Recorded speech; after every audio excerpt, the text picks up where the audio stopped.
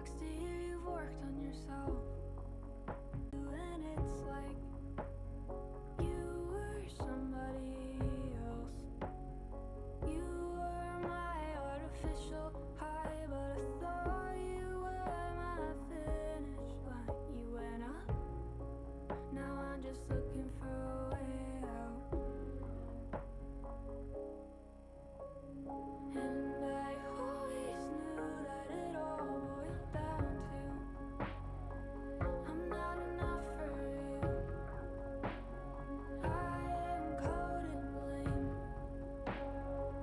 At the end of it all, I'm still answering spam calls, just in case it's your voice saying my name. Your voice saying my name.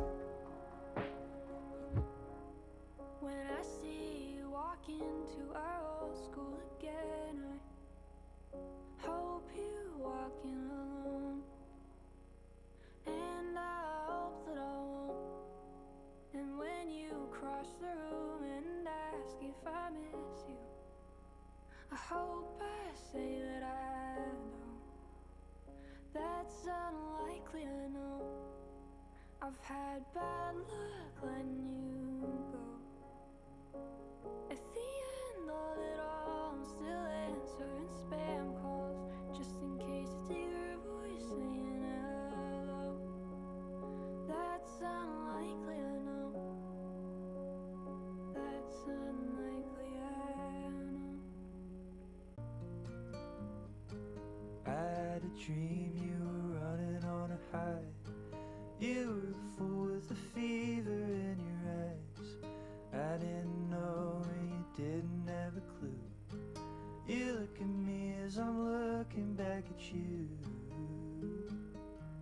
I'm looking back at you. I'm looking back at you. I'm looking back at you.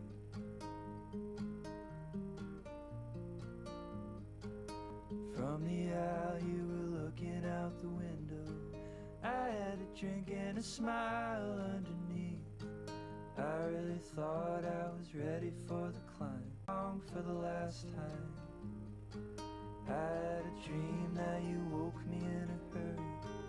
You were asleep with a coat over your eyes. I didn't know and you didn't have a clue. You look at me as I'm looking back at you. I'm looking back at you. I'm looking back at you. I'm looking back at you. Ooh, we were strangers in a row. Then we held each other over those we loved.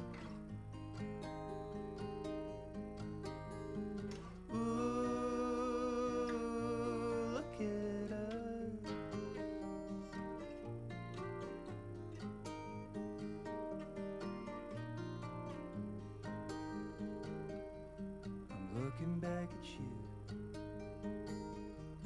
I'm looking back at you. I'm looking back at you.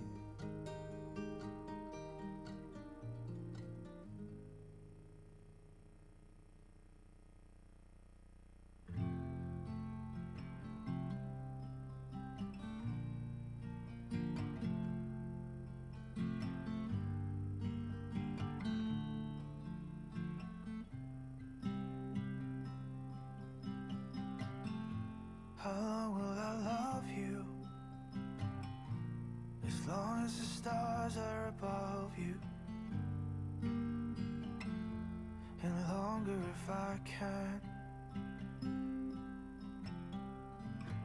How long will I need you? As long as the seasons need to follow their plan. How long will I be with you? As long as the sea is bound to wash upon the sand. long will I want you? As long as you want me to. And longer by far. How long will I hold you? As long as your father told you. As long as you can. How long will I give to you? As long as I live through you.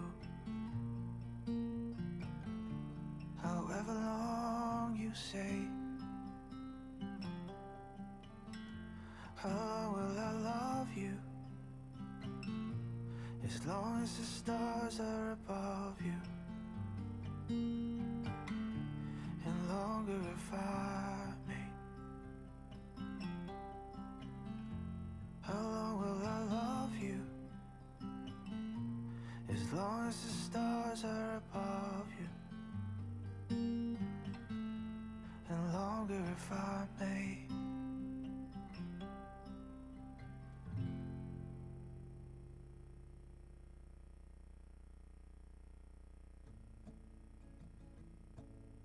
I dress all my fears in camouflage. Hard to know what's real and what is not. Run away to lose my train of thought. It always finds a way of catching up. Now I'm turning 23, still working out who I should be. And I wonder if I'll ever fit the shoes picked out for me. And I thought that I'd grow out of it. And sometimes could've sworn I almost did.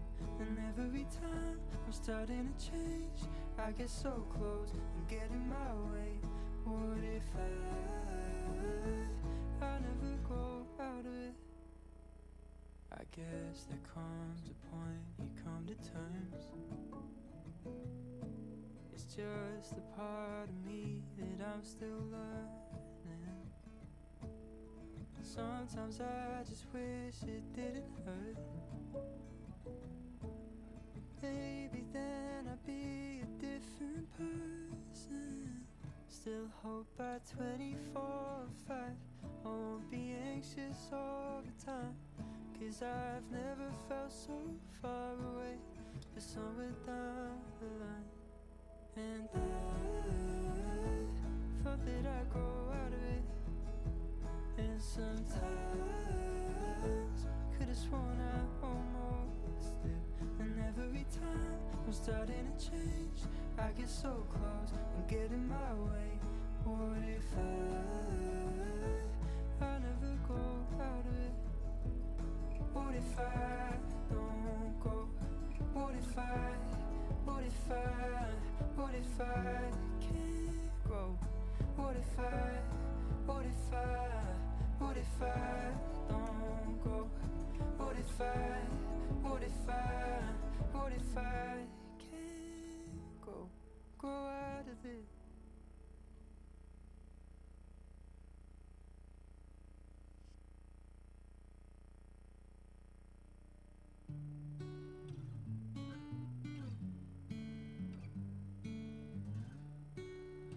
Like the rain, 'cause it means we can stay in.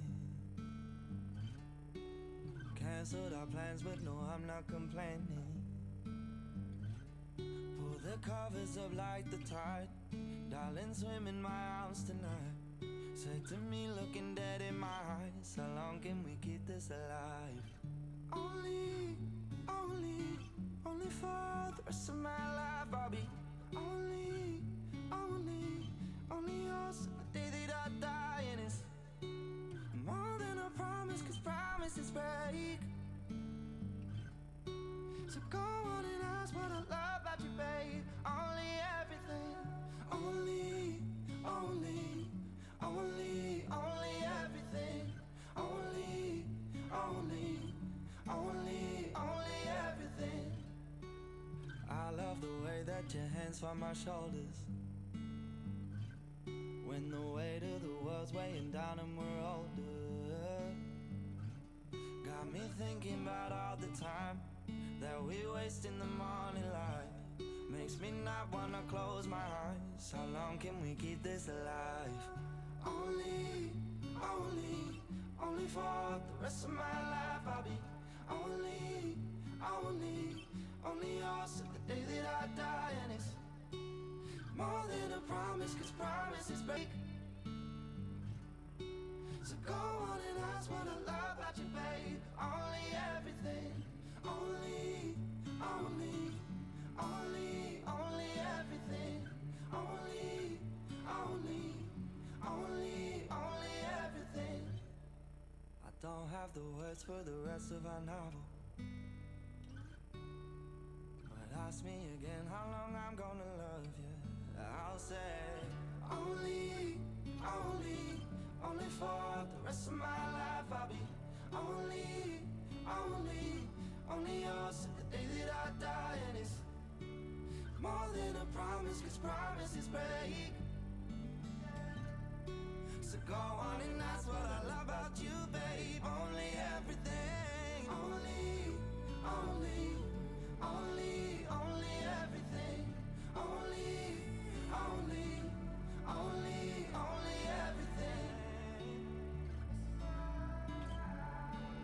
only everything.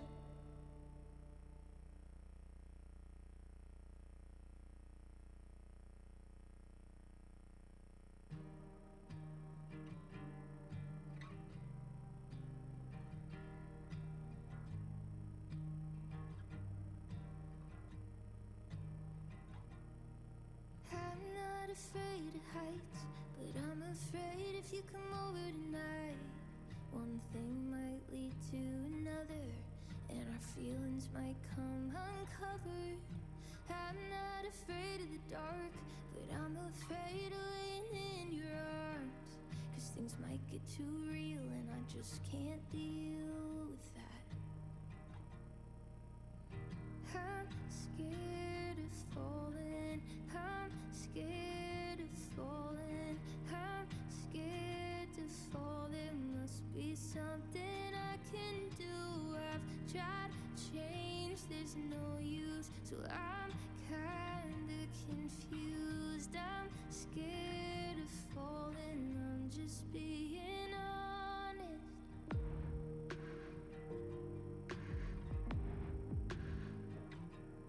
I could free fall and feel no fear, but the very thought of you right here has me terrified, choked up inside. I'd rather die than have these butterflies. If only there was a way to face these things, something someone could say to make me believe it's alright, just don't think twice. I kinda hate that advice. I'm scared of falling, I'm scared of falling, I'm scared to fall. There must be something I can do.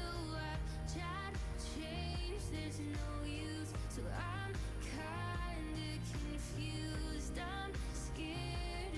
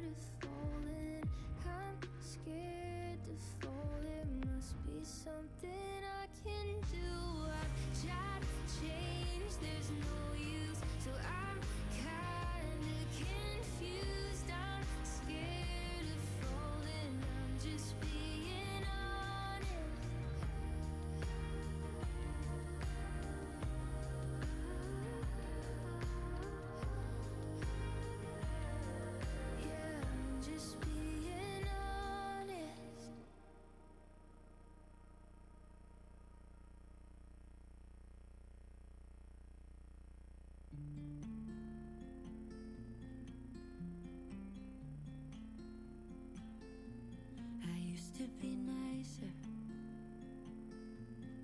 I was the girl who'd do anything to make everyone like her. That shit makes you tired. I used to say sorry.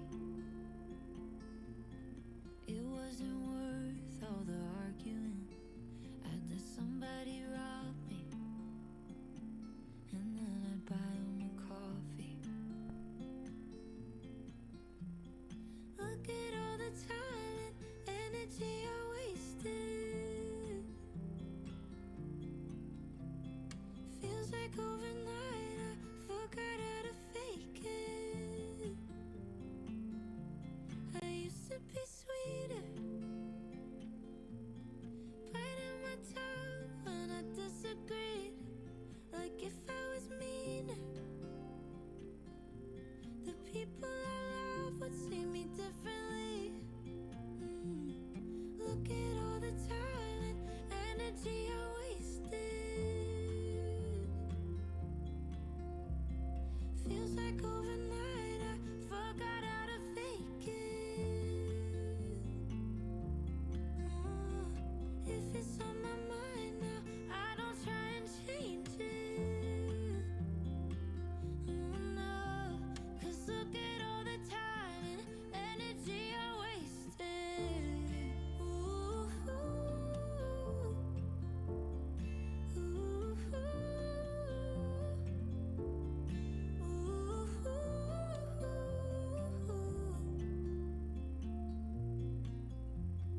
look at all the time and energy I wasted.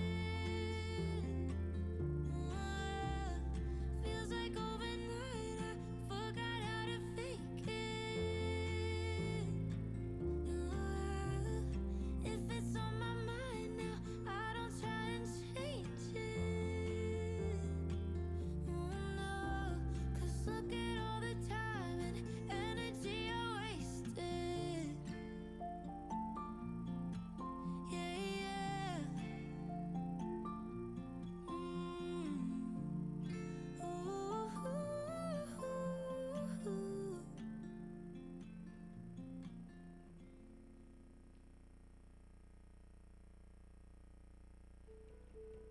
This night is cold in the kingdom.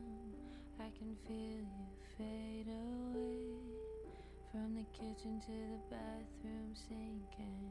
Your steps keep me awake. Don't cut me down, throw me out, leave me here to waste. I once was a man with dignity and grace. Now I'm slipping through the cracks of your cold embrace. So please, could you find a way to let me down slowly? Little sympathy, I hope you can show me. If you wanna go, then I'll be so lonely. If you're leaving, baby, let me down slowly. Cold skin, drag my feet on the tile as I'm walking down the corridor. And I know we haven't talked in a while, so I'm looking for an open door. Don't cut me down, throw me out, leave me here to waste. I once was a man with dignity and grace. Now I'm slipping through the cracks of your cold embrace. So please, could you find a way to let me down slowly? Little sympathy, I hope you can show me. If you wanna go, then I'll be so lonely. If you're leaving, baby, let me down slowly.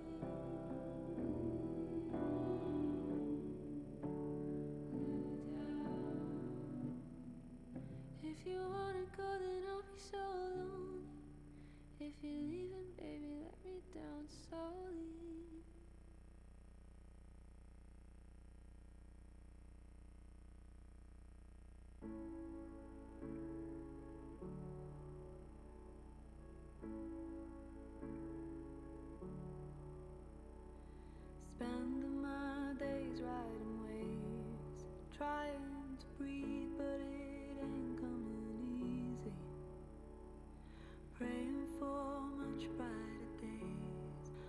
of the clouds, oh, they're gray and they're heavy, waiting for change. That losing game. When the world doesn't want me to find it, I'll paint my own silver lining. Let the colors sink into my skin. Oh, I let the love out, then I let it back in. I'll wake up to find it, my silver lining. Look at my canvas of pink. It works like a remedy, but it's gone in a blink. All of the years and the time and the making, the hurt and the heart and the aching, waiting for change. That losing game. Look what you've made. You'll never be the same. When the world doesn't want me to find it, I'll paint my own silver lining.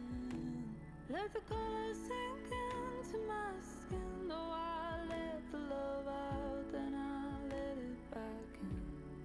I'll wake up to find it, my silver lining.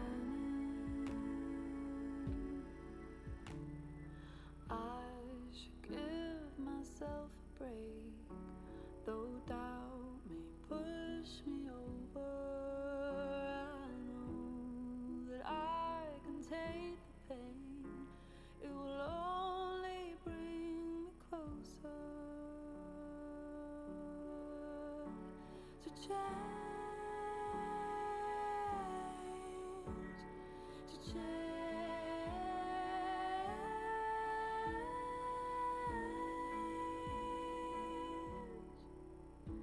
When the world doesn't want me to find it, I'll paint my own silver lining. Let the colors sink into my skin. Oh, I let the love out, then I let it back in. Let the colors sink into my skin. Oh, I let the love out, then I let it back in. I wake up to find it, my silver lining. Oh, oh, oh.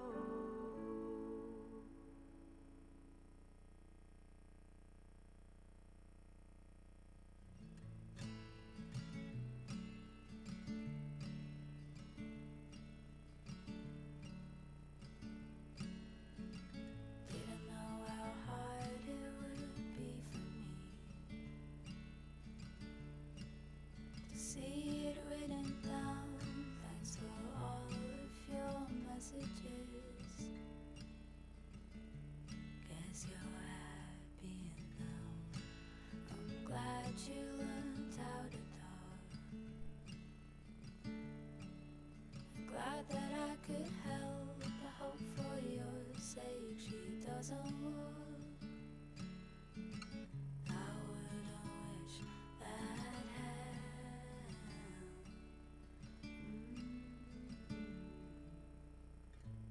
Was I just roadkill? Just life on the wheel?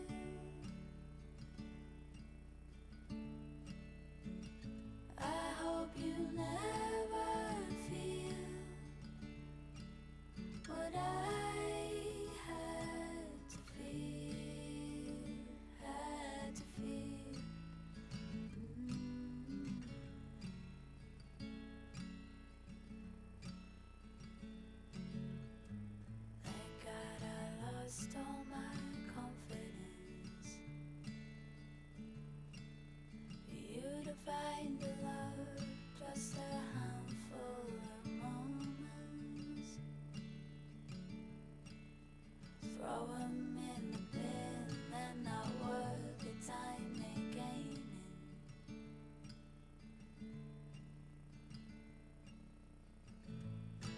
'cause I just wrote kill, just life on the wheel.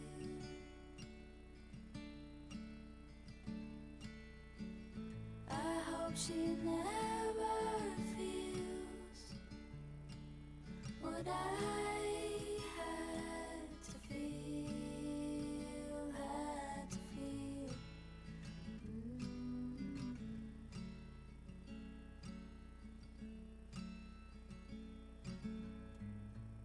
Bury me in landfill. Who cares if it was real?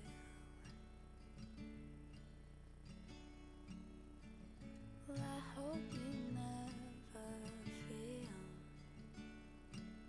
what I had to feel.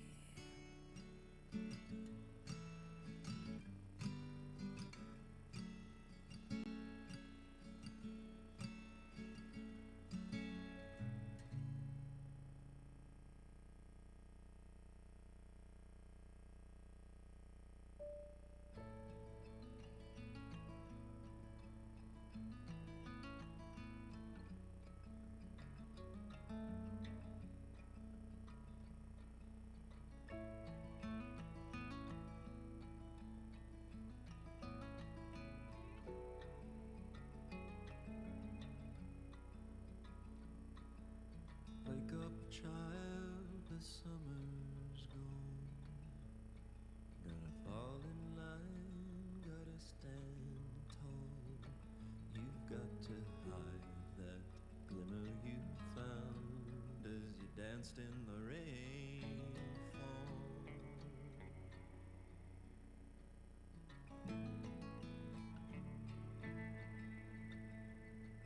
Don't worry, child, it was no dream. This mortal mind is a guilty thing. You're free to laugh with the giddy birds call and with the mountains sing.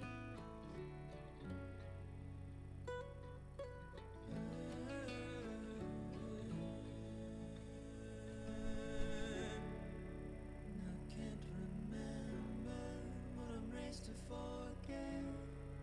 The child inside.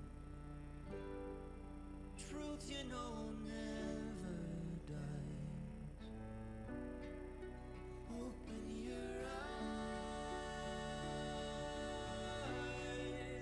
Open your eyes. Open your eyes.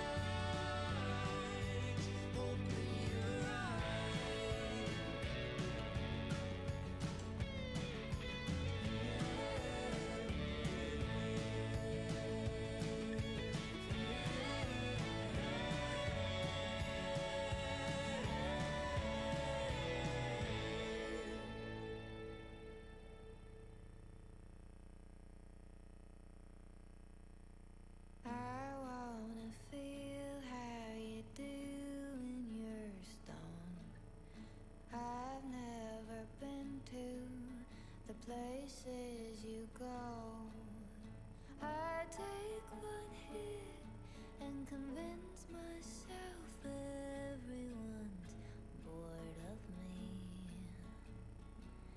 You say it's all in your head, baby. Well, that's the problem.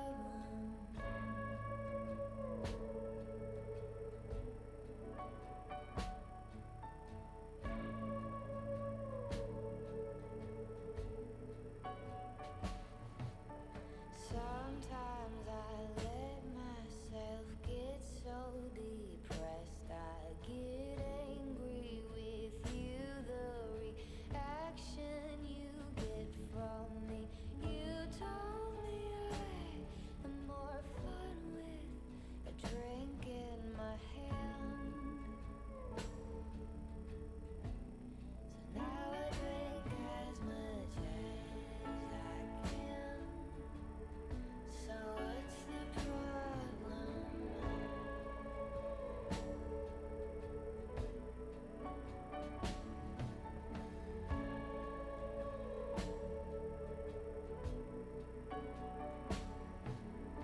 I'll set the scene. Now you've seen all I have up my sleeve, all the pretty and the frighteningly bad. I don't think I've ever felt such a sense of relief as the day that you turned from me. Now I'm not your problem.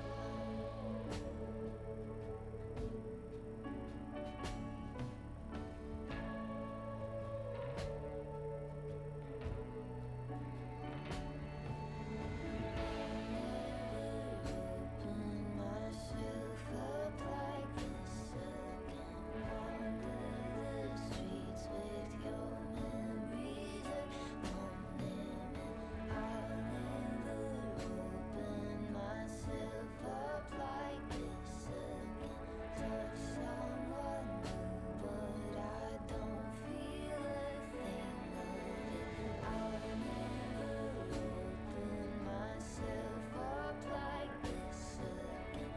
Wander the streets with your memories of coming. I'll never open myself up like this again. Touch someone new, but I don't feel a thing. I'll touch someone new, but I don't feel a thing of it. No, I don't feel a thing. No, I don't feel a thing.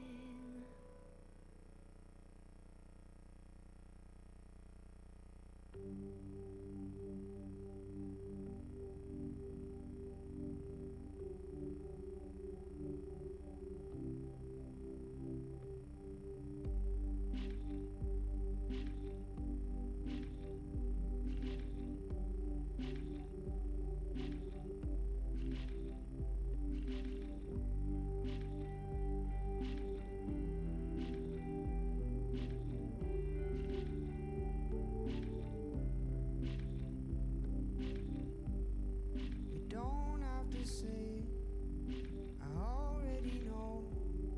We were doomed from the start, now it's starting to show. Cards on the table, not facing down. So I know what you're holding, I should fold it right now. I sit here in silence in private hell. Well, maybe we should end up with someone else. Why sit here in silence in private hell? Well, maybe we should end up with someone else. I'm letting you go. I'm letting you know that. I'm letting you know that it's over. I'm letting you go. I'm letting you know that. I'm letting you know that it's over.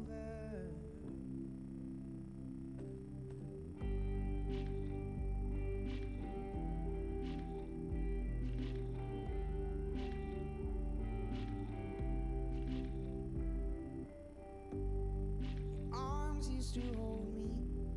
Now it's cold when you're close, and the pieces are missing. I guess that's how it goes. Why do you get high when you're bringing me low? And if you're right next to me, why do I feel alone? Sitting in silence in private hell, when maybe we should end up with someone else. Why sit here in silence in private hell, when maybe we should end up with someone else. I'm letting you go. I'm letting you know that. I'm letting you know that it's over. I'm letting you go. I'm letting you know that. I'm letting you know that it's over. I wanted this to work. I never meant to hurt you.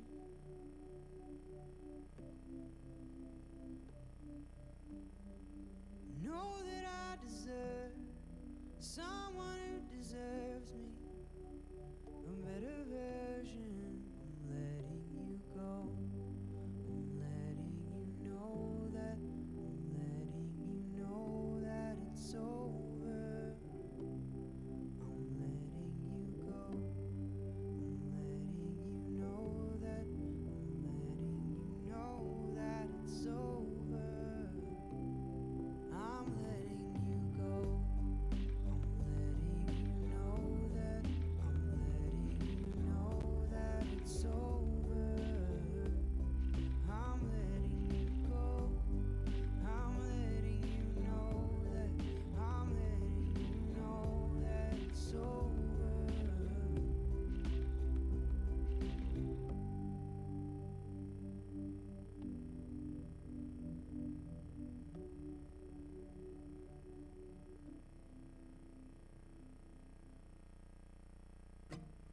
I'm crying on the phone. You're trying to make it better.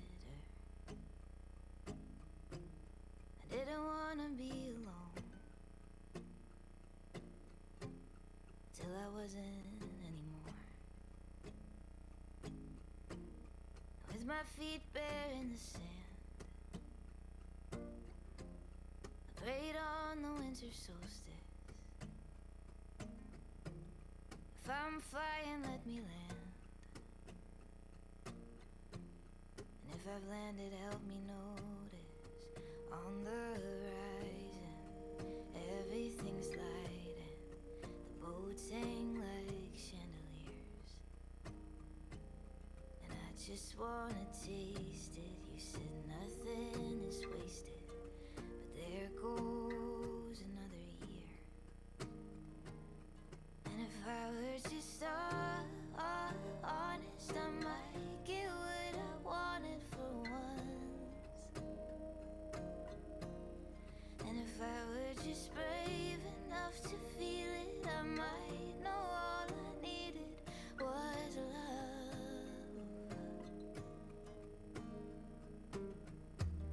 And now nothing's as it was, but it doesn't feel that different. They said a change is gonna come, but never mentioned we might miss it. On the horizon, everything's lighting. The boats hang like chandeliers. And I just wanna taste it. You said nothing is wasted, but there goes another year. And if I were just honest, I might get Hi, everybody. what I wanted Hello. for once. And if I were just brave enough to feel Hello, everybody. it, I might know all I needed Hi. was love. Hi, Dave. Good. I'm going to give a couple words of welcome. I'm Joe Alcock.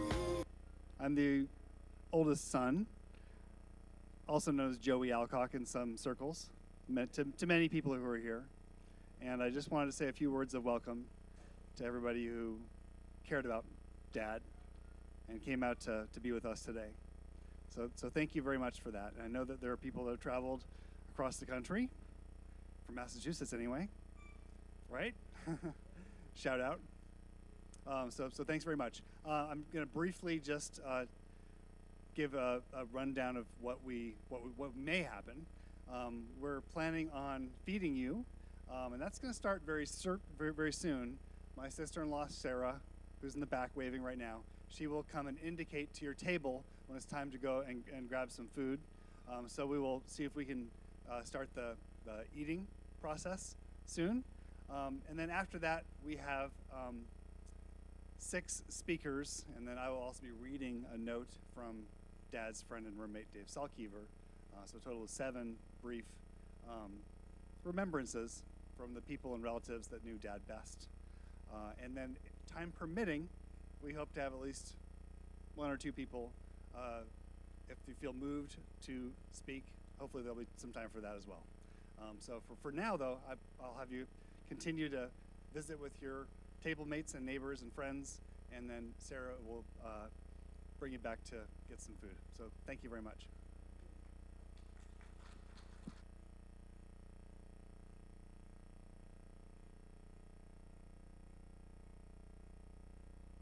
One more quick announcement. If you can, please, apparently the Wi-Fi signal, which we're trying to live stream this for a few folks that are not here, if you can go to your phone and turn off the Wi-Fi on your telephone, so we don't want to overburden the network, and that will allow us to be able to live stream this to the people that can't be here. So thank you for that.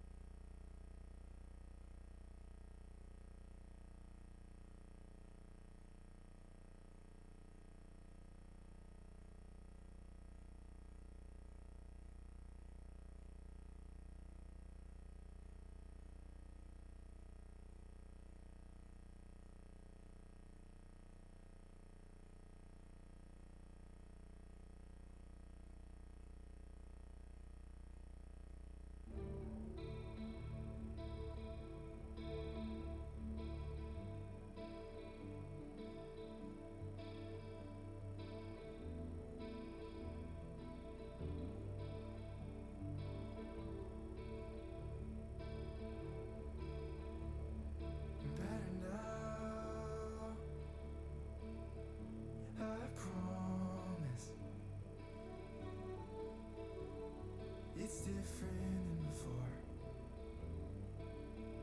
I'm all in.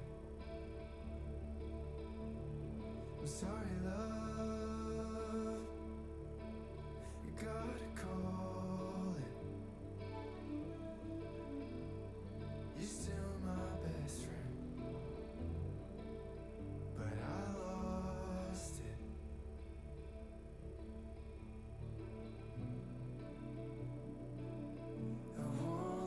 Slip through, but I have to. But I have to.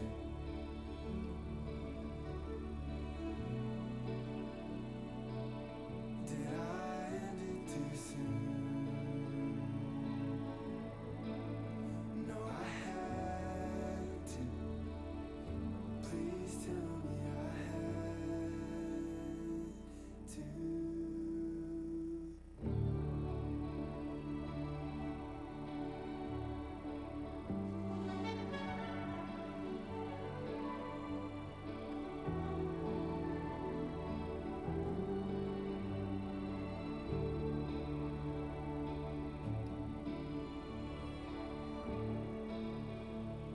We found love in the redwoods and under those centuries. The end stood.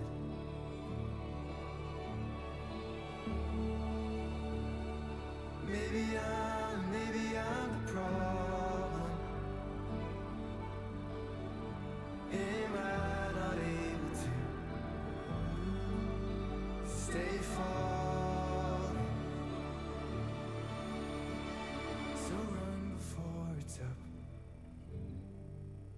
'cause I'm stolen.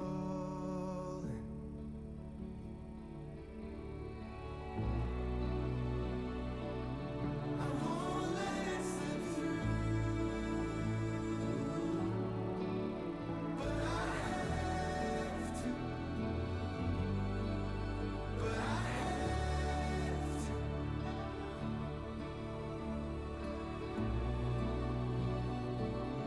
Did I end it too soon? No, I had to. Please tell me I had to.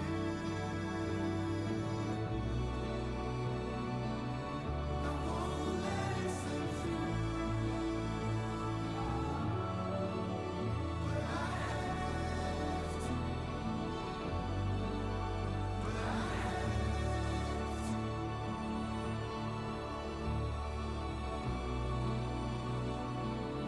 Did I end it too soon? No, I had to. Please tell me I had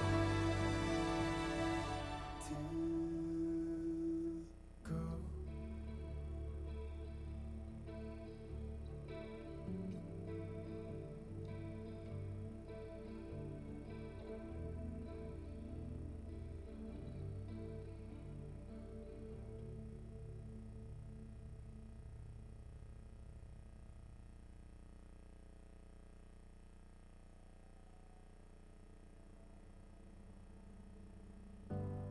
For every dream I was chasing, trying to find something I could put my faith in. Lover, it wasn't wasted when at the end of the road you were waiting. All I know is that I never needed proof the way most people do. It's enough to just be here. It's enough to just have you. And that's always been the truth, that whatever we walk through, it's enough to just be here. It's enough to just have you. It's enough, it's enough, it's enough to just have you.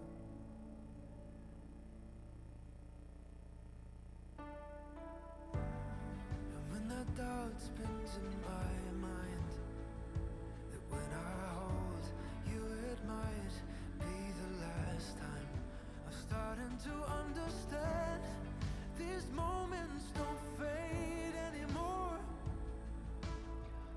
You turn this life into an open door, and all I know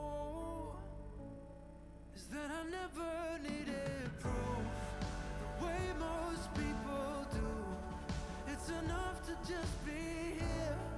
It's enough to just have you. And that's always been the truth, that whatever we walk through, it's enough to just be here. It's enough to just have you. Oh, lover, I feel the universe around us here, like nothing's ever been so clear. Still, all our time can come and go, and I'll always know that I never needed proof the way most people do. It's enough to just be here. It's enough to just have you. And that's always been the truth, that whatever we walk through, it's enough to just be here. It's enough to just have you. Oh, it's enough, it's enough. It's enough, it's enough. It's enough, it's enough. No, I never needed proof. It's enough, it's enough. It's enough, it's enough.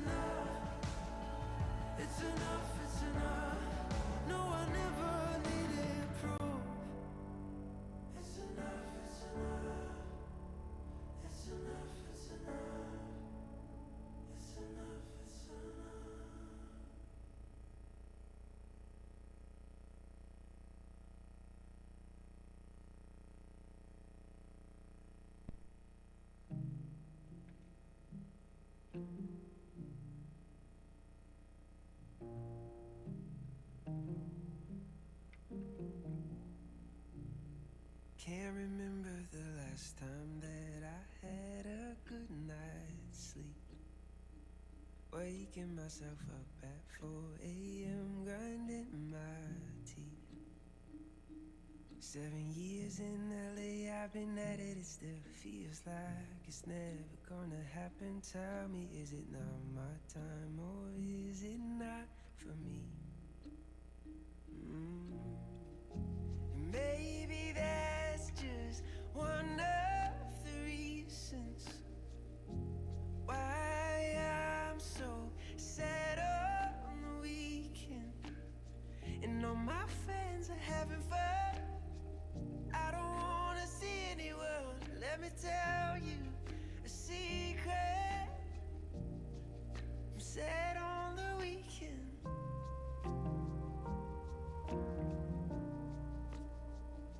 I only get to see my family when somebody's sick.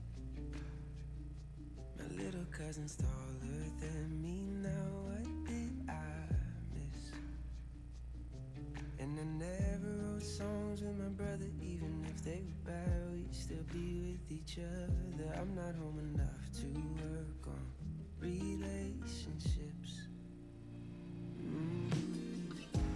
Maybe that's just one of the reasons why I'm so sad on the weekend. And all my friends are having fun. I don't wanna see anyone. Let me tell you a secret. I'm sad on the weekend. I'm sad on the weekend.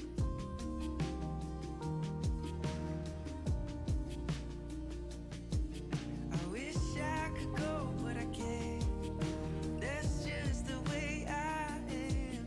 At least now you understand. At least now you understand. Wish I could go, but I can't. That's just the way I am. At least now you understand. At least now you understand. Maybe that's just one of the reasons why I'm so sad on the weekend. All my friends are having fun. I don't wanna see anyone. Let me tell you a secret. Let me tell you a secret. Let me tell you a secret.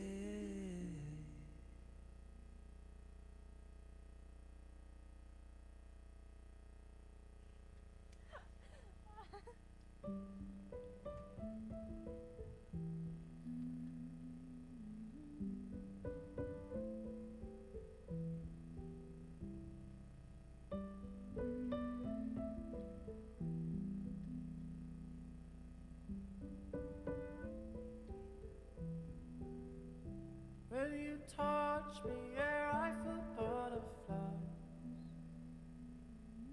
I'm gonna love you till the day I die. When you caught me like a knife. I wanna tell you, but I'm terrified. What a perfect day. Why do you have to go away? Now the sky's so gray. I think I'm gonna be okay. Be okay. I'm gonna be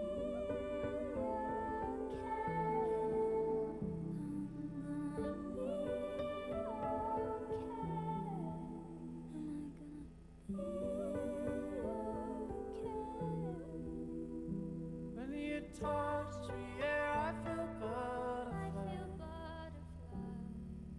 I'm gonna love you till the day I die. When you caught me like a knife.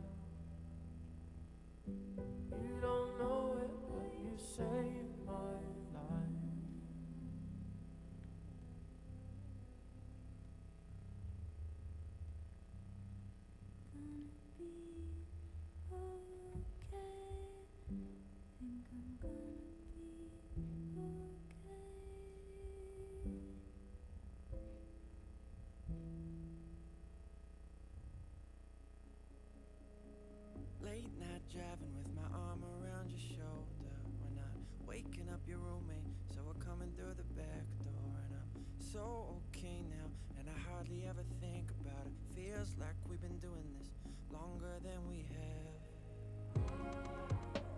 This feels like a safe place, but I'm still kinda changing. If I don't stop this train, it's going on and on and on. I thought time would change it, but it won't. And there's no good reason I should go, 'cause I'm not much better on my own. But you know when you know, and I can't pour water out of stone. And I can't say anything went wrong, and it kills me leaving you alone. But you know when you know, and I don't. It's a hard mom and brother, and I know they really liked me. I wanna move across the country and not worry about calling, 'cause I've seen the way this goes, and I don't wanna go there. This is gonna cut you, I still kinda love you.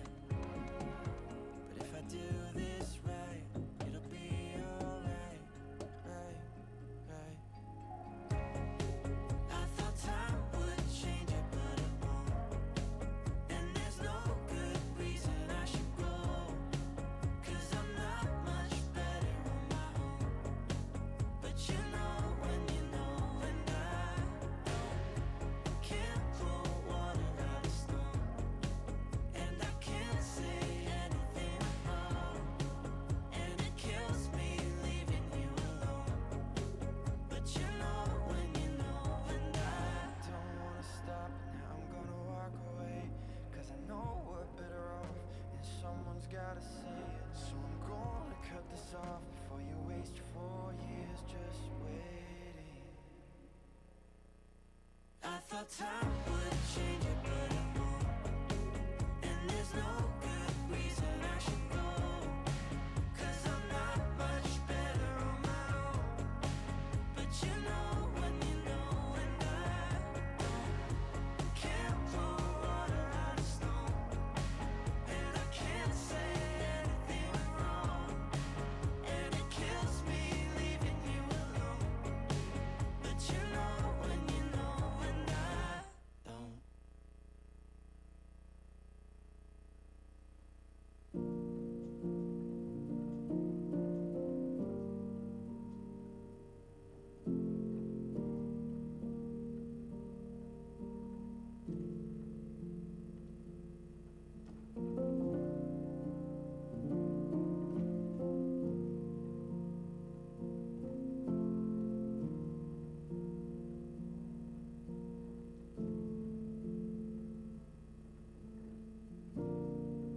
If you think it doesn't gut me to be gone, gone, gone,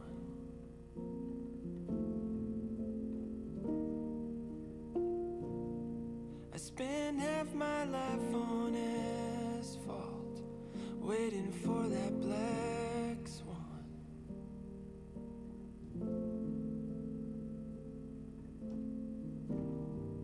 Goddamn, how you've changed right before my eyes.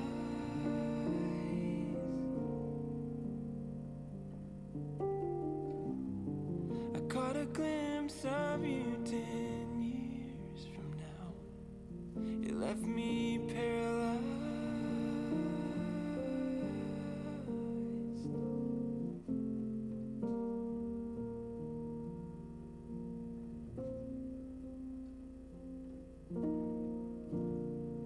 When I hear you sing, I move to tears.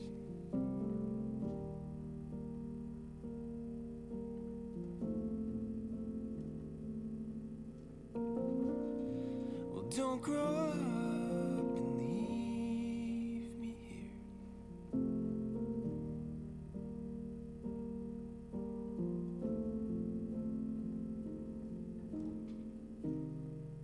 Goddamn, how you've changed right before my eyes.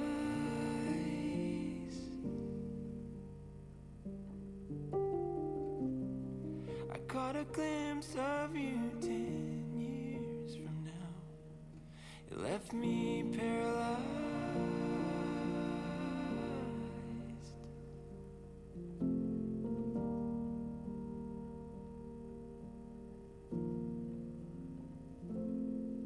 Left me paralyzed.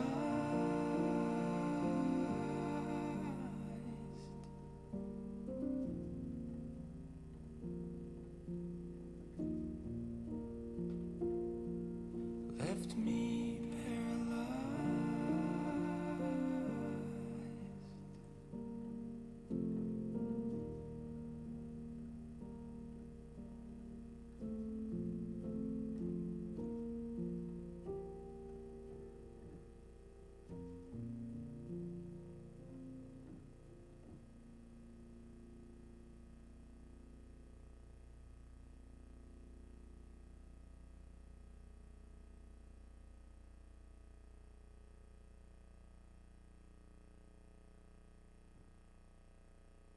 Sucks to see you doing okay. I wanted to be the one to move on and rub it in your face. And our 10-year reunion is still 7 years away. I know it's in my shirt. I hope that your happiness is a phase. And I always knew that it all boiled down to I'm not enough for you. I am coded in blame. At the end of it all, I'm still answering spam calls, just in case it's your voice saying my name. Your voice saying my name.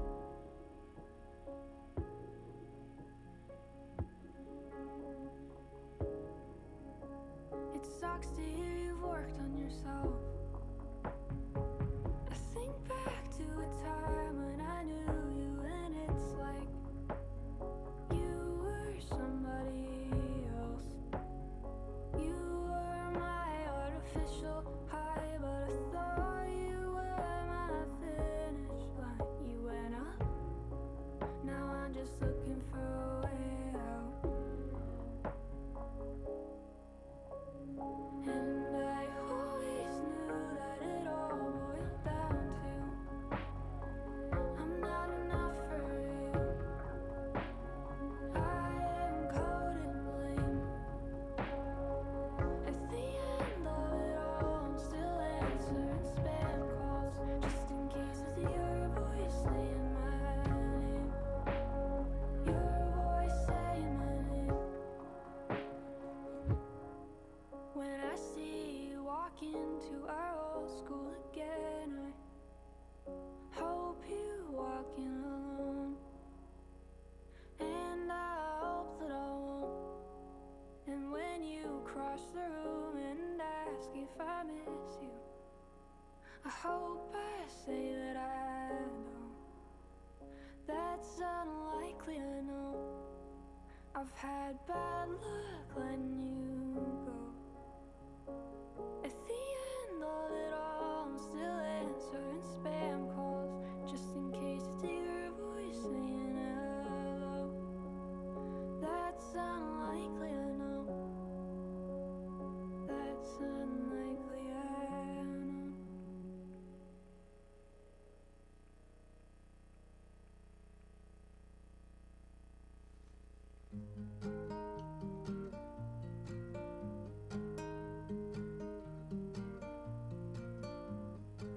I had a dream you were running on a high. You were a fool with a fever in your eyes. I didn't know and you didn't have a clue. You look at me as I'm looking back at you. I'm looking back at you. I'm looking back at you. looking back at you.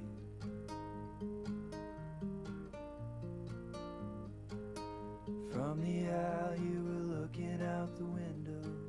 I had a drink and a smile underneath. I really thought I was ready for the climb. Well, I was wrong for the last time. I had a dream that you woke me in a hurry. You were asleep with a coat over your eyes. I didn't know and you didn't have a clue. You look at me as I'm looking back at you. I'm looking back at you. I'm looking back at you. I'm looking back at you.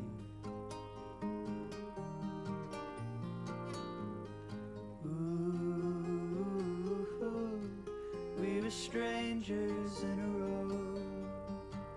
Then we held each other over those we loved.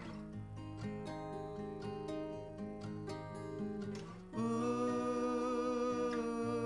look at us.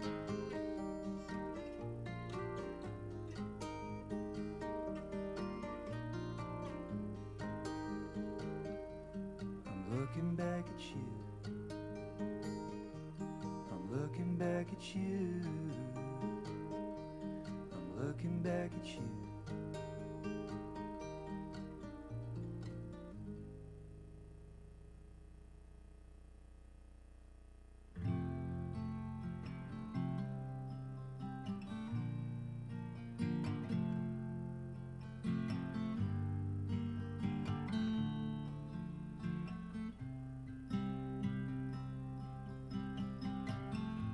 How long will I love you? As long as the stars are above you. And longer if I can. How long will I need you? As long as the seasons need to follow their plan. How long will I be with you? As long as the sea is bound to wash upon the sand. How long will I want you? As long as you want me to. And longer by far. How long will I hold you? As long as your father told you. As long as you can. How long will I give to you? As long as I live through you. However long you say. How long will I love you? As long as the stars are above you. And longer if I may. You. As long as the stars are above you. And longer if I may.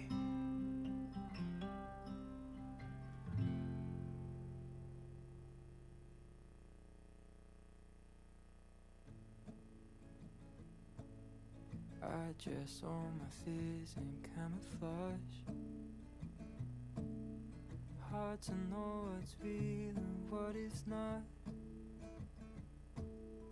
Run away to lose my train of thought. It always finds a way of catching up. Now I'm turning 23, still working out who I should be. And I wonder if I'll ever fit the shoes picked out for me. And I thought that I'd grow out of it. And sometimes could Could've sworn I almost did. And every time I'm starting to change, I get so close and get in my way. What if I'll never grow out of it? I guess there comes a point you come to terms. It's just a part of me that I'm still learning. Sometimes I just wish it didn't hurt. Maybe then I'd be a different person. Still hope by 24 or 5 I won't be anxious all the time. 'Cause I've never felt so far away, but somewhere down the line. And I thought that I'd grow out of it. And sometimes could've sworn I almost did. And every time I'm starting to change, I get so close and get in my way. What if I never grow out of it? What if I don't go? What if I can't grow? What if I don't go? What if I can't grow out of it?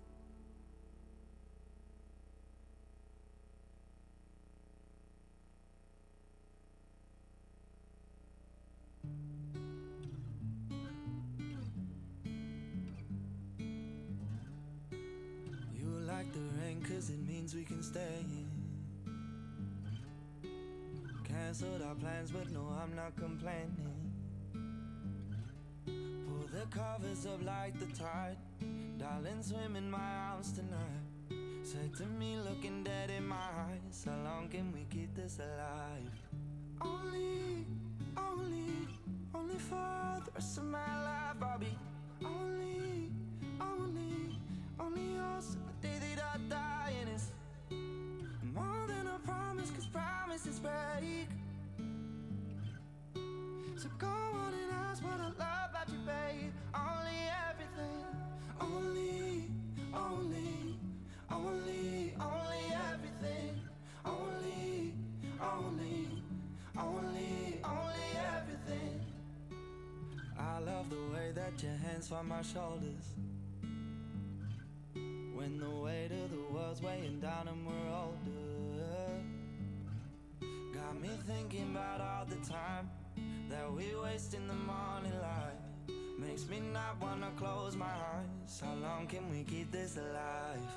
Only for the rest of my life I'll be only yours till the day that I die. And it's more than a promise, 'cause promises break. So go on and ask what I love about you, babe. Only everything, only everything, only everything. I don't have the words for the rest of our novel, but ask me again how long I'm gonna love you. I'll say only for the rest of my life I'll be only yours till the day that I die. And it's more than a promise, 'cause promises break. So go on and ask what I love about you, babe. Only everything, only everything, only. We're going to begin in a few minutes, but dessert is available to anybody who wants it. Thank you. Only everything.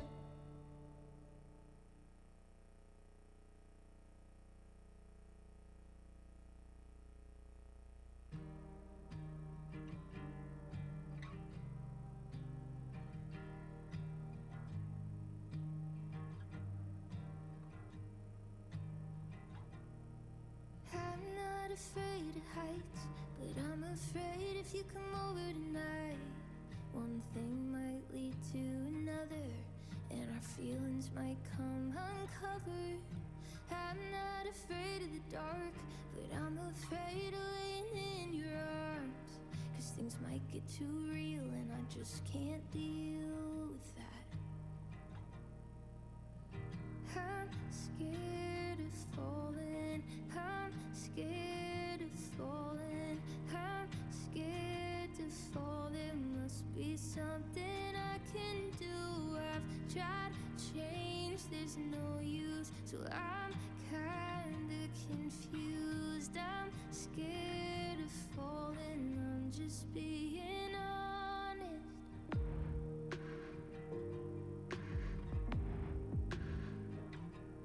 I could free fall and feel no fear, but the very thought of you right here has me terrified, choked up inside. I'd rather die than have these butterflies. If only there was a way to face these things, something someone could say to make me believe it's alright, just don't think twice. I kinda hate that advice. I'm scared of falling, I'm scared of falling, I'm scared to fall. There must be something I can do.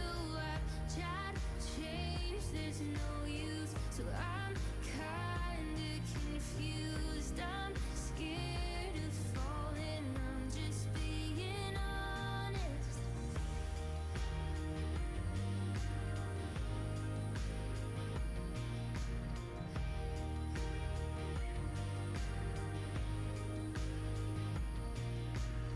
I can't be the only one who's not having any fun, 'cause just when I meet someone I run away. I'm scared of falling, I'm scared of falling, I'm scared to fall. There must be something I can do. I've tried to change, there's no use, so I'm kinda confused. I'm scared of falling, I'm just being honest.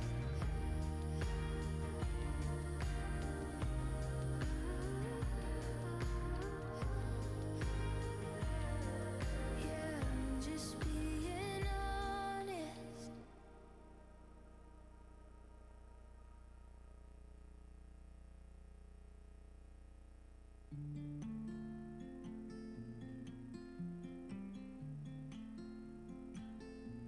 I used to be nicer. I was the girl who'd do anything to make everyone like her. That shit makes you tired. I used to say sorry. It wasn't worth all the arguing. I'd let somebody rob me, and then I'd buy them a coffee. Look at all the time and energy I wasted. Feels like overnight I forgot how to fake it. I used to be sweeter, biting my tongue when I disagreed, like if I was meaner. The people I love would see me differently. Look at all the time and energy I wasted.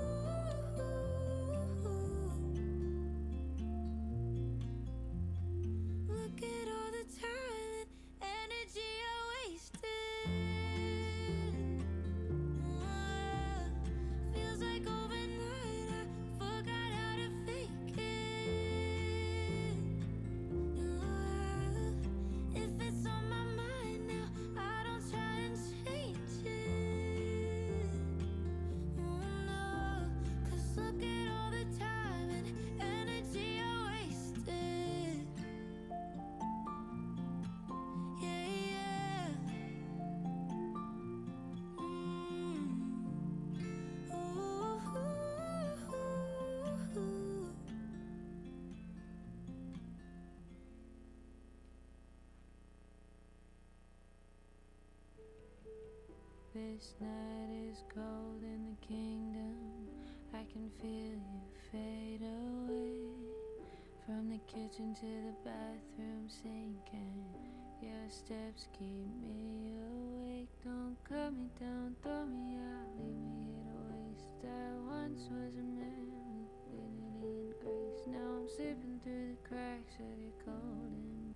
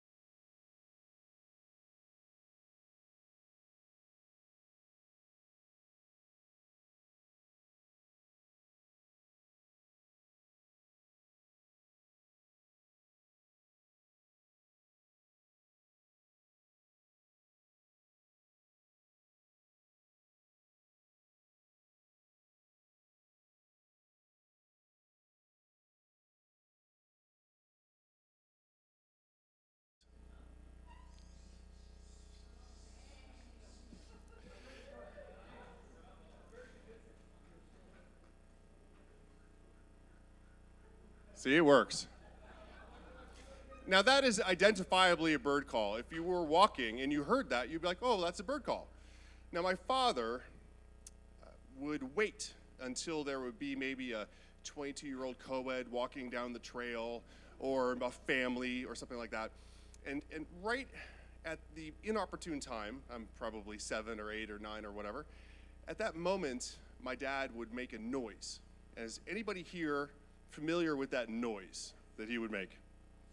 Okay. So given the fact that my father liked to make this noise at inopportune times, I figured that this is a good moment to have that, and we can all celebrate that together. So the noise goes like this.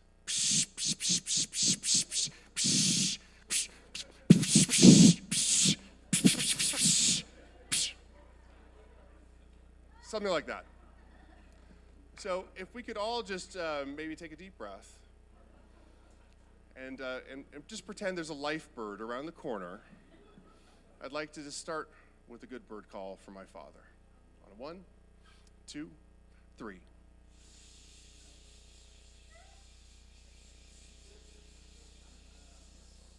Thank you very much. And now,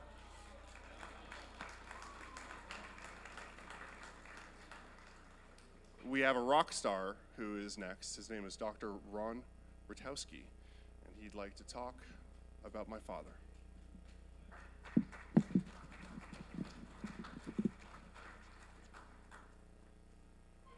Thank you. My friendship with John began in 1975. My God, almost 50 years ago. It's hard to imagine. And that's when I came to, what's that? Oh, okay, yeah. Hang on. I know how to do this. So that was when our friendship started when I came to ASU to interview for a faculty position in what was then the Department of Zoology. And during that interview, John offered to take me out to see the desert, an offer which I eagerly accepted. And on that trip, we parked and scrambled from the Bush Highway up to a hilltop to have lunch with views of Saguaro Lake and also the north side of the Goldfield Mountains, which rose dramatically on the other side of the Salt River. We hit it off, I'm glad to say we hit it off right away. And looking back, it amazes me how many of my impressions of John from that trip, from just that brief visit as part of the interview, were enduring and shaped the friendship that followed. And today I want to offer a few reflections about what I learned about John on that outing and in the years of our friendship. First, it was clear that, like me, John loved being outdoors, loved being outside, and that he reveled in the Sonoran Desert. That trip, although I'd spent a lot of time from Southern California and being in the Mojave Desert, that trip was my first exposure to the Sonoran Desert, sometimes referred to as an arboreal desert because of the mesquites, palo verdes, the large columnar cacti. But I quickly embraced its beauty as well as John. And our shared love of the outdoors and desert became a cornerstone of our relationship. Over the years, we hiked, camped, and studied insect mating systems together throughout Arizona and in far-flung areas such as Western Australia.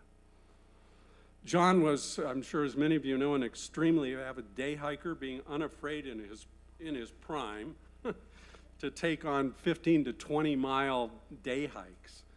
However, I think it is fair to say that that John very much liked to explore the desert alone, because he did a lot of outings by himself, not the least of which were his frequent solo trips to the remote areas of the Goldwater bombing range near Gila Bend.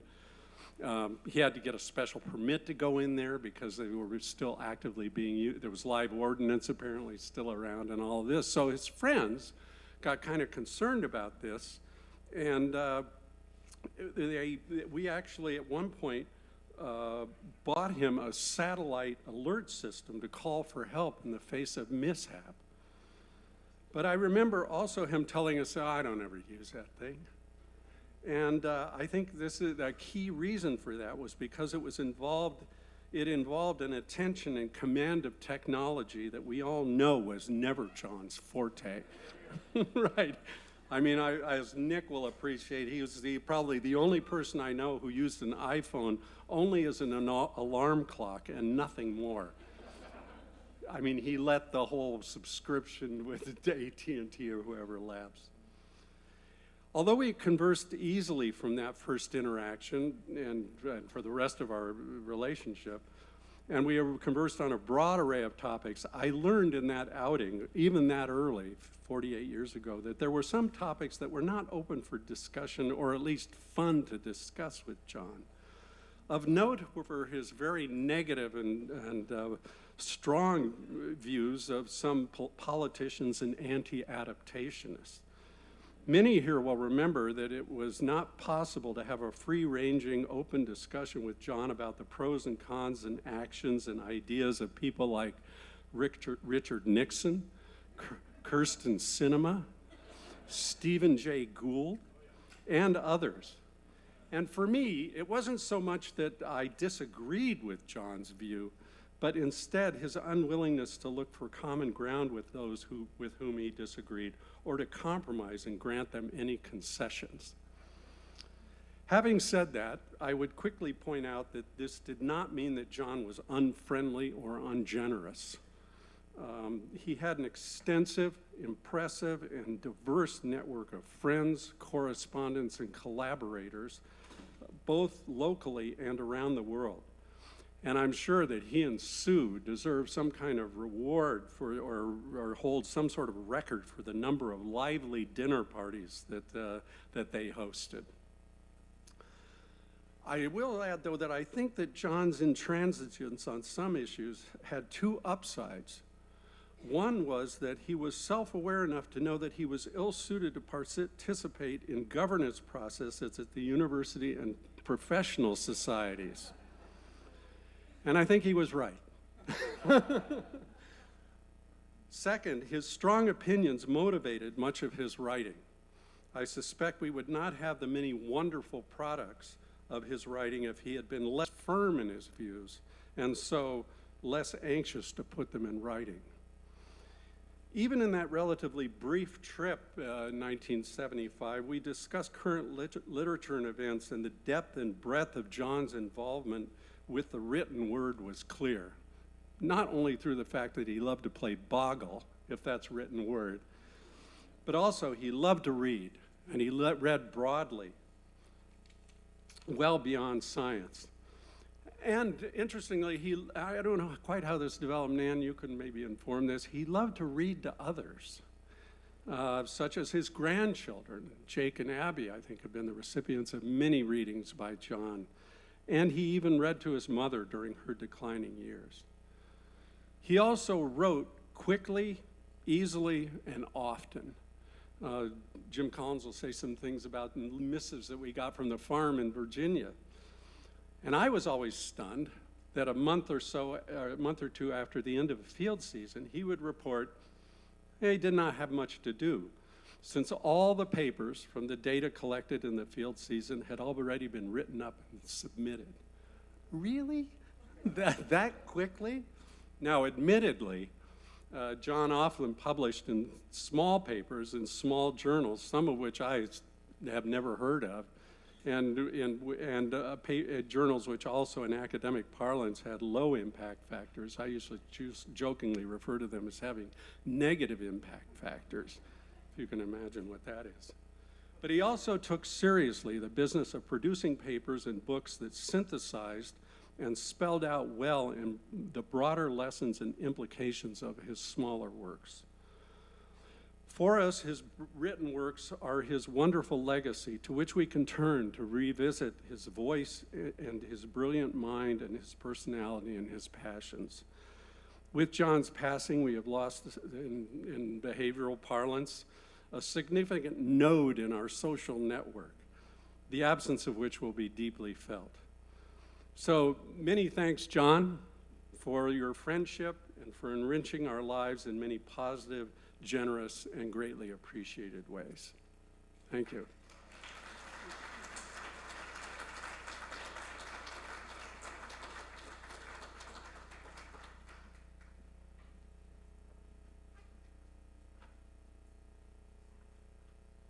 Next up is my aunt, Dad's sister, Nan Alcock, or Nan Clausen. And let's see, can you hear me? In the back? Okay, good. You know, I've been thinking a lot about my brother, and I suspect a lot of you have been as well. That we have many memories. I know a lot of you have memories from 50 years, almost 50 years. And I have memories, of course, from 54 years, I think it is. My math is bad. And so I was 75 years, because I was 4 years old when I had my first memory of my brother. And that is that my mother in 1948 got a $4,000 inheritance. We moved to Landenburg, Pennsylvania. And in another thing, I said that wasn't far from the middle of nowhere. It was a dirt road, 400 people in the township, one-room schoolhouses, so there was a lot of space. There was a big farm on this side of us, there was a big farm on that side of us. I think we had 5 acres when we started, which became 10, which became 15. We had a small garden, which became a bigger garden, which became a huge garden. So that the first memory that I have of Joe, a big memory, was when he was 5 years old. And I remember him having walked over a mile to the nearest family that had a child more or less his age, 3 years older. The next family that had children were 2, 3, 4 miles away. We were really out with a lot of space, a lot of silence, and not a lot of social interaction.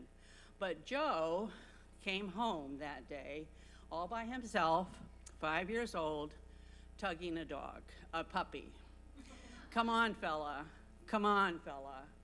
And Fella was our dog for a lot of years.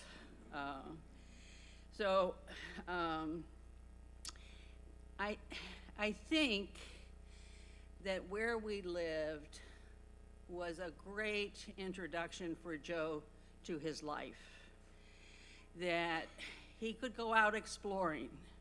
There was a creek, down there. There were bugs. There was places to roam. And Joe did, and so did my brother Bud. So they really thought that was the way you lived, and that it was a great life. So I think, Ron was mentioning that Joe loved to read. I was 15 years old before we got our first television. And so that meant Joe was 16 years old before we had our first television. But Dad read to us every night. And Freddie the Pig was a big one. Little Women, Mom and I Cried. It was Last of the Mohicans. This was our world. Books were such an important part of our life.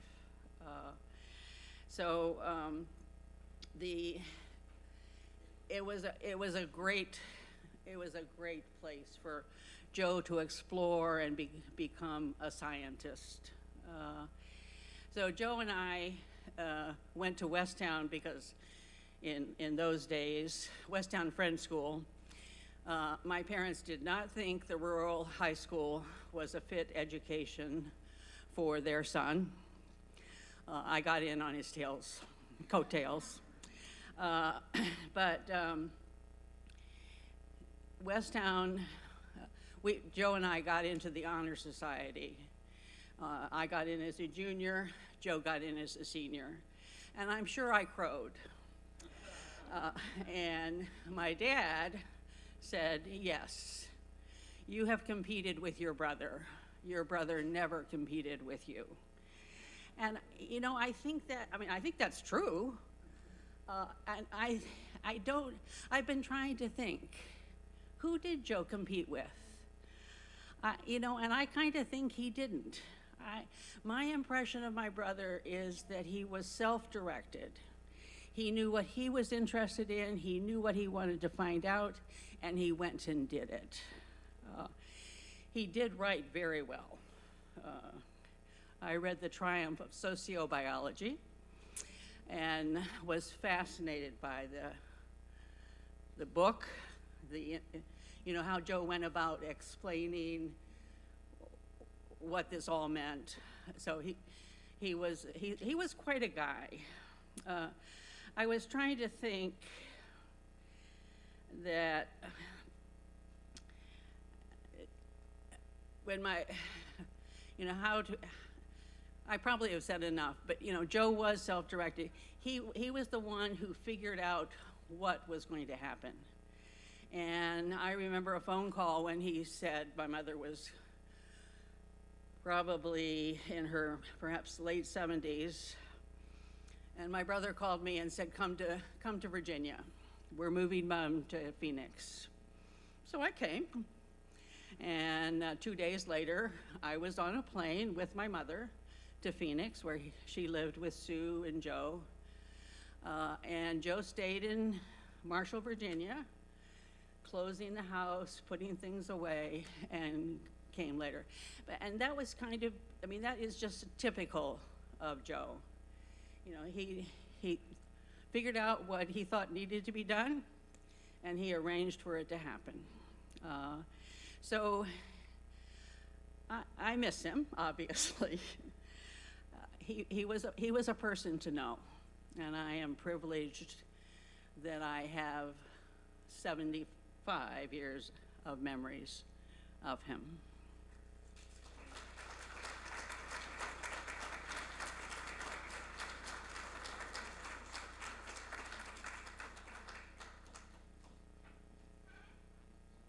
Jim?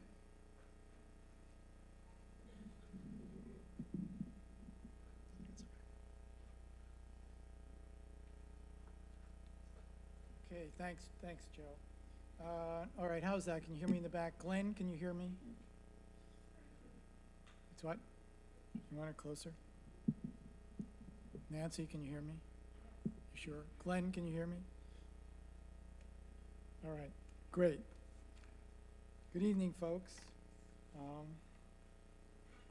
At about this time in the year 1975, I landed at Sky Harbor Airport for a job interview at ASU. Dave Rasmussen, who some folks in the room will remember, picked me up and took me to John's office in the Life Sciences Center. It was our first meeting. Dinner followed at Rosita's, the long-gone location on 5th Street that was dark with all the art painted on velvet. Then an open house hosted by John and Sue. Sue once recalled to me that I wore a brown suit. True, we bought it, Carol and I, special for the interview.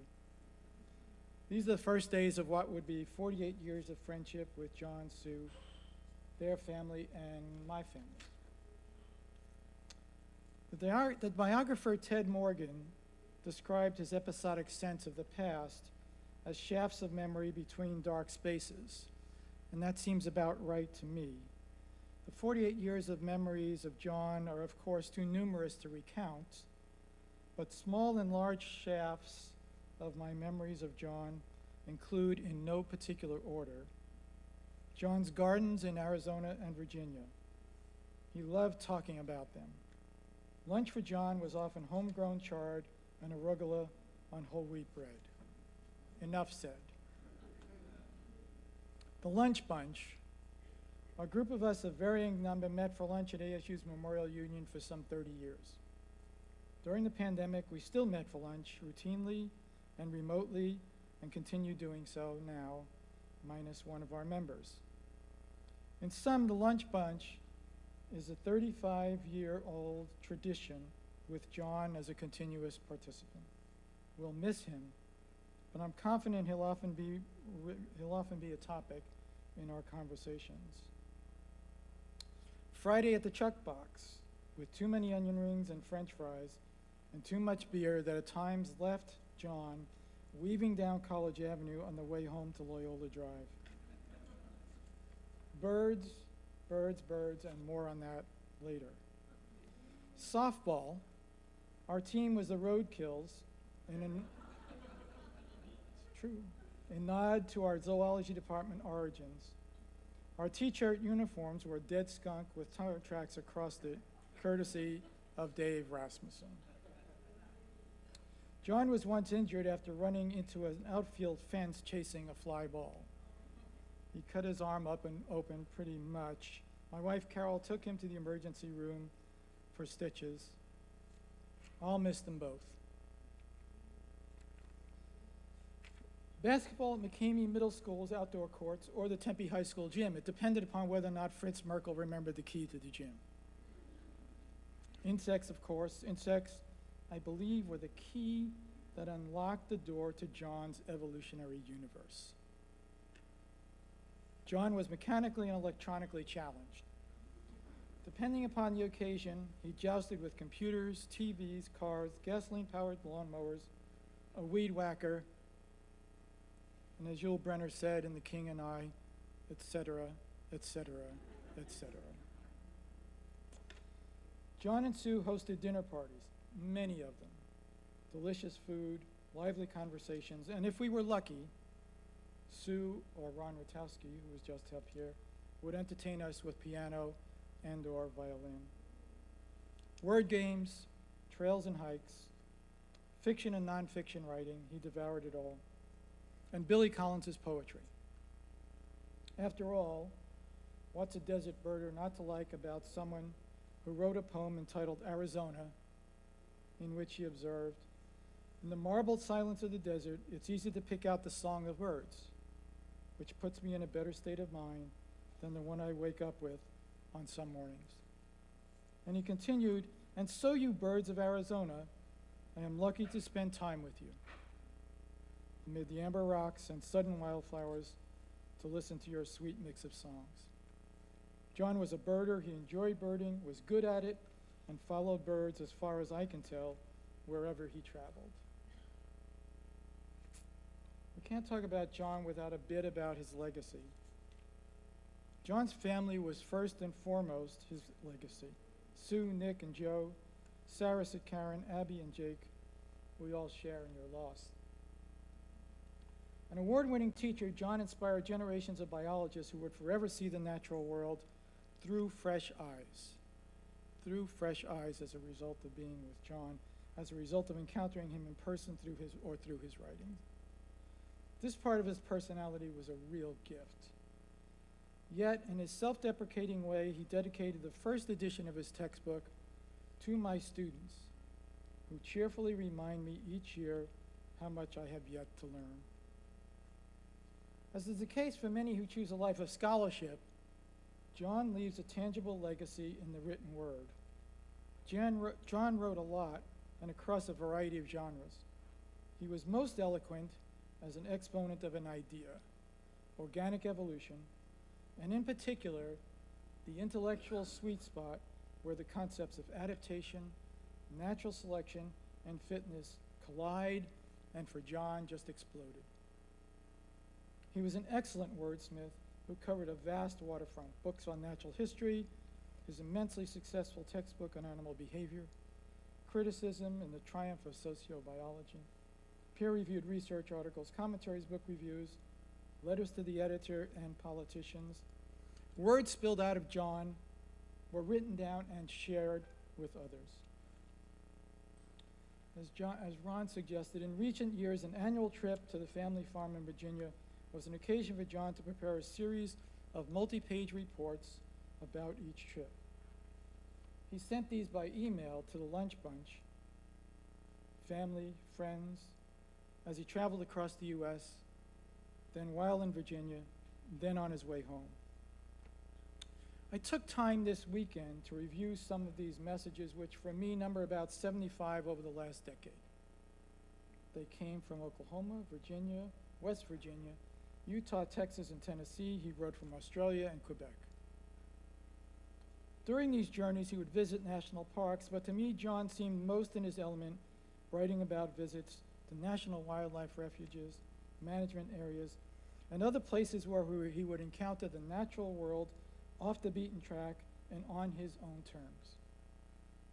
These letters remind me of the book Blue Highways by William Least Heat Moon, who was inspired by the fact that on the old highway maps of America, the main routes were red and the back roads were blue. John, ever the natural historian, seemed to be more of a denizen of the blue highways on these trips. John's essays were mostly about natural history, but a sample of other topics included politics, the death of his brother Bud in 2017, Lyme disease, mostly about the ticks, later in life, challenges about his own disease, birds, of course, insects, of course, and a debate with Dave Brown about the effects of haying at the farm on bird species diversity. That text reads like the bickering of two grumpy old scientists, neither of which would give in to the other. It's probably because they were in fact two old, opinionated, and occasionally grumpy old scientists, neither of which liked losing an argument. One of our colleagues described John to me as a recreational argumentalist. He loved the debate. He was an instigator in a positive way. His motive was to engage you. And that sounds just right to me. I thought I might take a moment to give you a sample of the flavor of these letters. From a letter dated May 21, 2014's Greeting Fellow Oldsters. Inasmuch as I have been to the farm for about a month, during which time this reads like a dialogue with Lewis and Clark or someone like that, I have seen 20 species of warblers, mostly in ones or twos, had a visit from Sue, who is still here for the arrival of our boys and families, done a spectacular amount of mowing. I believe it's time for an update. Hope all is well on all fronts, John. The paired journal entry of that day. This morning was warmer and sunny with the promise of lots of migrants, a promise that, it hardly needs to be said, was largely unmet. However, despite the paucity of warblers, the diversity was pretty good, what with 2 yellow rumps, 2 palms, 2 chats, 1 prairie, 1 magnolia, and assorted common yellowthroats. Plus the usual Baltimore orioles and the less usual scarlet tanagers, of which 3 were in the walnut in the front yard, a tree that is now coming into leaf. Reading through these essays, I find the ways in which John was special, idiosyncratic, even quirky, as he moved from topic to topic. Now the memories are endless, so let me finish, because otherwise I could be here all night. John was an observer, especially of animal behavior. He devoted his career to studying how animals adapted to living in the natural world, and he taught others about the wonders he discovered. John was a terrific scientist, an exceptional natural historian, and a marvelous colleague and friend. Our journey with John in person ended on January 15th, but of course another kind of journey based on memories began the same day. Now, memories of John as husband, father, grandfather, friend, and colleague are a cause for great optimism that a life well lived, that one can deeply touch others, that humility can be a great virtue. John was a wonderful man who will be missed by all of us, but we are all much richer for having had the privilege of knowing him for the time that we did. Thank you.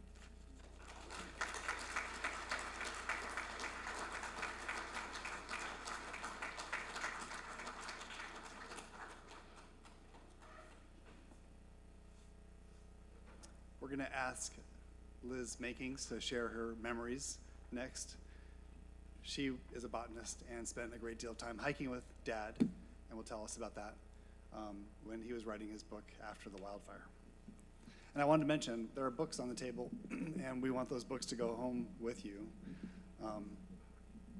We don't have enough for everybody, but we don't want to have any leftovers. And there are additional books on the table that Sarah is pointing to. So thank you, Liz.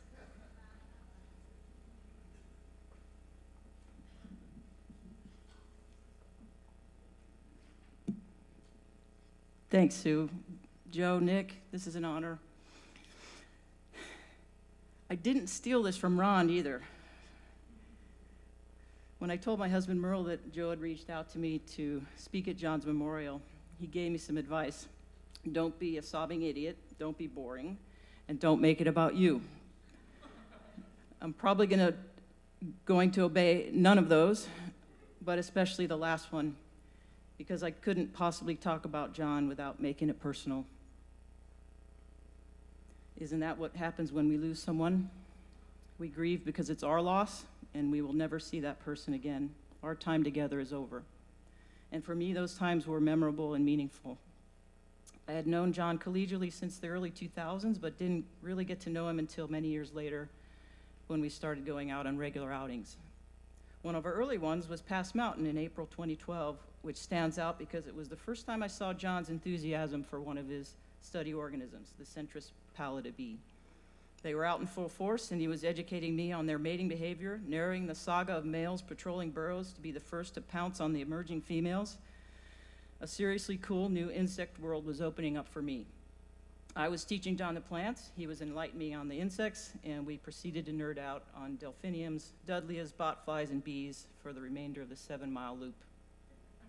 Adding to the bond, John was a fellow shutterbug, and we agreed that it wasn't so much about the physical act of hiking, so much as what could be documented and photographed along that hike. I quickly grew to appreciate our natural history worship very much, so you can imagine my disappointment when he said he was leaving for Australia or Cape Cod or Virginia or some dumb place like that to go spend the summer remember, it's about me. It was like 8-year-old disappointment. So we're having so much fun, and you're gonna go garden. But of course, I know what the farm meant to John and how he needed to spend time there. And as long as he physically was able, and he did. No hard feelings, John. When he returned in the fall, we took up where we left off, rarely missing a weekend from October to April. As you may know, John had his study sites that he visited on a regular basis over many years. The scientific benefit of this being a long-term perspective of an area, along with the cumulative knowledge one acquires of the flora and fauna. But just as important were the spiritual rewards associated with this practice, which led to a deep appreciation and profound attachment to these places. Of our over 90 outings together, 40% of them were either Deer Creek or Usery Peak. John absolutely loved the Sonoran Desert and studying the creatures that lived there. He couldn't understand why anyone would need to do or go much farther than their own backyard. And he was right, and walked the walk. On one of the first field trips I take my botany students on every spring is an out-of-the-way drainage on the backside of the Useries that John showed me years ago, a gift to them that was gifted to me. Indeed, much of my motivation for sharing my natural history expertise is inspired by John, who was so generous and patient with me. There are penalties for an ecological education, as Aldo Leopold said, and John and I often commiserated over land management practices or lack thereof, noticing when a certain slope had been trampled by horses or a wonderful desert wash had been overrun by ATVs, all the while trying to ignore the not-so-distant background noise of target shooting. Yes, our public lands are multi-use, and the people inflicting these wounds were often given colorful and creative names. But as much as we have to be negative in this world, and as much as we are negative, I think John made a conscious decision to keep the glass half full, using humor and especially a grounded perspective. I think John made a conscious decision to do this. In his quest to achieve native desert landscaping in his front yard, for example, he made it especially authentic by including the itinerant spent bullet casings, discarded rusty cans, and yes, even, honest to goodness, cow pies in his de facto memorial to the Tano National Forest. John had a one-of-a-kind perspective, a gift for communicating that perspective, and an unashamed enthusiasm for nature, from the showy and bold to the cryptic and small. If his animal behavior textbook was a window into the posture he took as a presenter to the student, his nature writings were an alternative look into his personality and passions as a lifelong learner and admirer of the dance of evolution. In Sonoran Desert Spring, he writes of spending the afternoon with a male purple hair-streaked butterfly, hoping for a glimpse of an encounter with a female, which never happens, and asks, why do male hair-streaks spend the afternoon hours waiting and fighting, only to wait some more? Insert classic John sigh here. For the time being, I content myself with a partial knowledge of their lives. There is probably no other kind of knowledge in biology. John was always humble in his approach to science and incredibly thankful for all those who tolerated his self-described esoteric studies. As you can see, I am executive director of the JA Fan Club, but also fully aware of his imperfections. He was slightly self-centered, a little stubborn, could be argumentative. I think I saw maybe one time where he lost patience with his spouse. In a word, human. And newsflash, John had an opinion or two. Poppies, good. Red brome, bad. Charles Darwin, good. Stephen Jay Gould, bad. Gila woodpeckers, good. Starlings, bad. Liberals, good. You get my point. But as much as he could rant about the shortcomings of the human race, he was not a misanthrope. On the contrary, he was generous and loving with people, especially his family, and had many dear friends. To be loved and appreciated does not happen unless you love and appreciate. I couldn't keep track of all the nonprofits he gave to. Collegially, John was the nerdy but cool intellectual everyone wanted to have a beer with. And somehow we accepted the quirky sarcasm and dogma as as a unique part of his charm.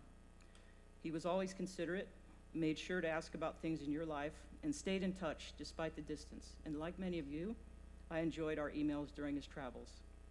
It may have been short, but he always replied. In one light conversation regarding a hard day's work on the farm, in classic John, he quipped, "My back is a bit tender, but nothing I cannot live with, giving the importance of living." John could definitely go Harvard on you, and I credit him for challenging my vocabulary on a regular basis. I found myself looking up words all the time: nulliparity, semaphore, Harridan, tripsicorian, invective, feckless, smarmy, all somehow appropriate and unpretentious when he used them in a sentence. I also credit him for so many birds I would never even have noticed, much less learn their names. My first Townsend solitaire, hermit thrush, violet green swallow, Hammond's flycatcher, greater yellowlegs, Nashville warbler, chestnut-sided warbler. So many warblers. We all knew how much he loved his birds, but especially his warblers. John would and has forgotten his toothbrush and razor on a road trip, but never his binoculars. John was also pretty competitive. Sorry, Nan, I gotta go. I have to disagree with you on that.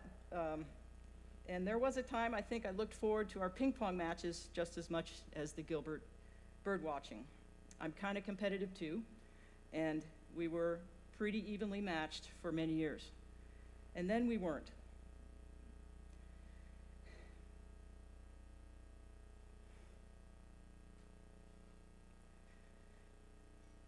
The notches on the Liz paddle were getting much more numerous than the notches on the John paddle, and I knew something was wrong. He began to struggle more and more with flexibility and coordination, and things got serious in what seemed like a really short period of time. How frustrating it must have been for a man who was athletic and active his whole life, a gifted speaker who lectured with effortless eloquence, to be sentenced to a degenerative disease that left him verbally and physically compromised. In the face of this decline, he could have retreated into anger and resentment, but amazingly, he chose to maintain a good attitude. And I'm sure it's because of his community of family and friends that stepped up and were there for him. To take him for a drive, a performance, a nice dinner. So thank you, Ron, Kathy, Jim, Andy, everyone who was there for him. Thank you to the Alcock family for everything you did for Yo-Yo. He was so appreciative of you and so in love with his grandchildren. I know you all felt that. While it's true we accumulate loss and grief as we grow older, we also gather wisdom and love. John was a treasure. I will miss him the rest of my life. Thank you for being here, for listening. Just a few more words, if I may. This is a passage from Sonora Desert Summer. The sun stares at Usery Mountain. The air on the mountain has an alkaline taste, a smothering touch, a faint scent of creosote. In the Goldfield Mountains across the basin, parallel lines of golden sandstone provide the last temporary accent in a landscape surrendering unconditionally to muted grays and purples. Black shadows of two distant clouds creep across a somber desert. A monsoon cloud boils slowly, whitely. The wind flares a moment. Two branches in a Palo Verde rub together with careless squeaks. Lost on the farthest horizon, the sketchy line of a mountain ridge barely marks the boundary of an oceanic sky, the colors of earth and atmosphere merging. Creosote grasshoppers sing their marginal songs. The cumulus clouds climb higher and higher, scaling the ladder from the pale bottom of the sky to the pure cerulean blues on the ceiling of the world. A flurry of gunfire, an answering rattle of grasshopper ticks. A breeze slips among the green twigs of the Palo Verdes, shaking them awake with earnest conversation. John wrote of the Sonoran Desert from the heart, and thankfully these words will live on. In one touching circle of life analogy, he spreads the ashes of a friend at the base of a stately saguaro, and later witnesses its decline and fall. I'm sure John would humbly accept being compared to such a noble being. and I have no problem making that comparison. Rest in peace, my friend.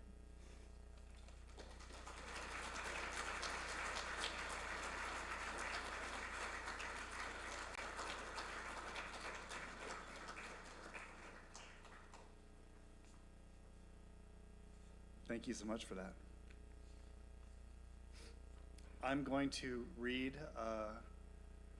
a note from Dad's longest and dearest friends, Dave and Dave and Mary Salkeever. They can't be here today. They're in Massachusetts, but they wish they were, I'm sure. I'll start reading now. And I should mention that, like Nan, Dave Salkeever calls my dad Joe. So I first met Joe across the ping pong table at Phi Alpha Psi fraternity at Amherst College in the early 1960s. I vaguely recall that we were evenly matched in ping pong.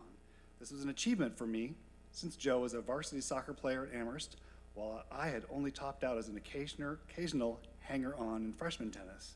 Joe's intensity as an athletic competitor was serious in spite of his prior Quaker upbringing and schooling. But he was always a gracious, even humble competitor. While I don't recall who won most of our games, I know Joe would have insisted it was me. And so began a 60-year friendship. After graduating Amherst in 1965, we both set out for graduate school at Harvard.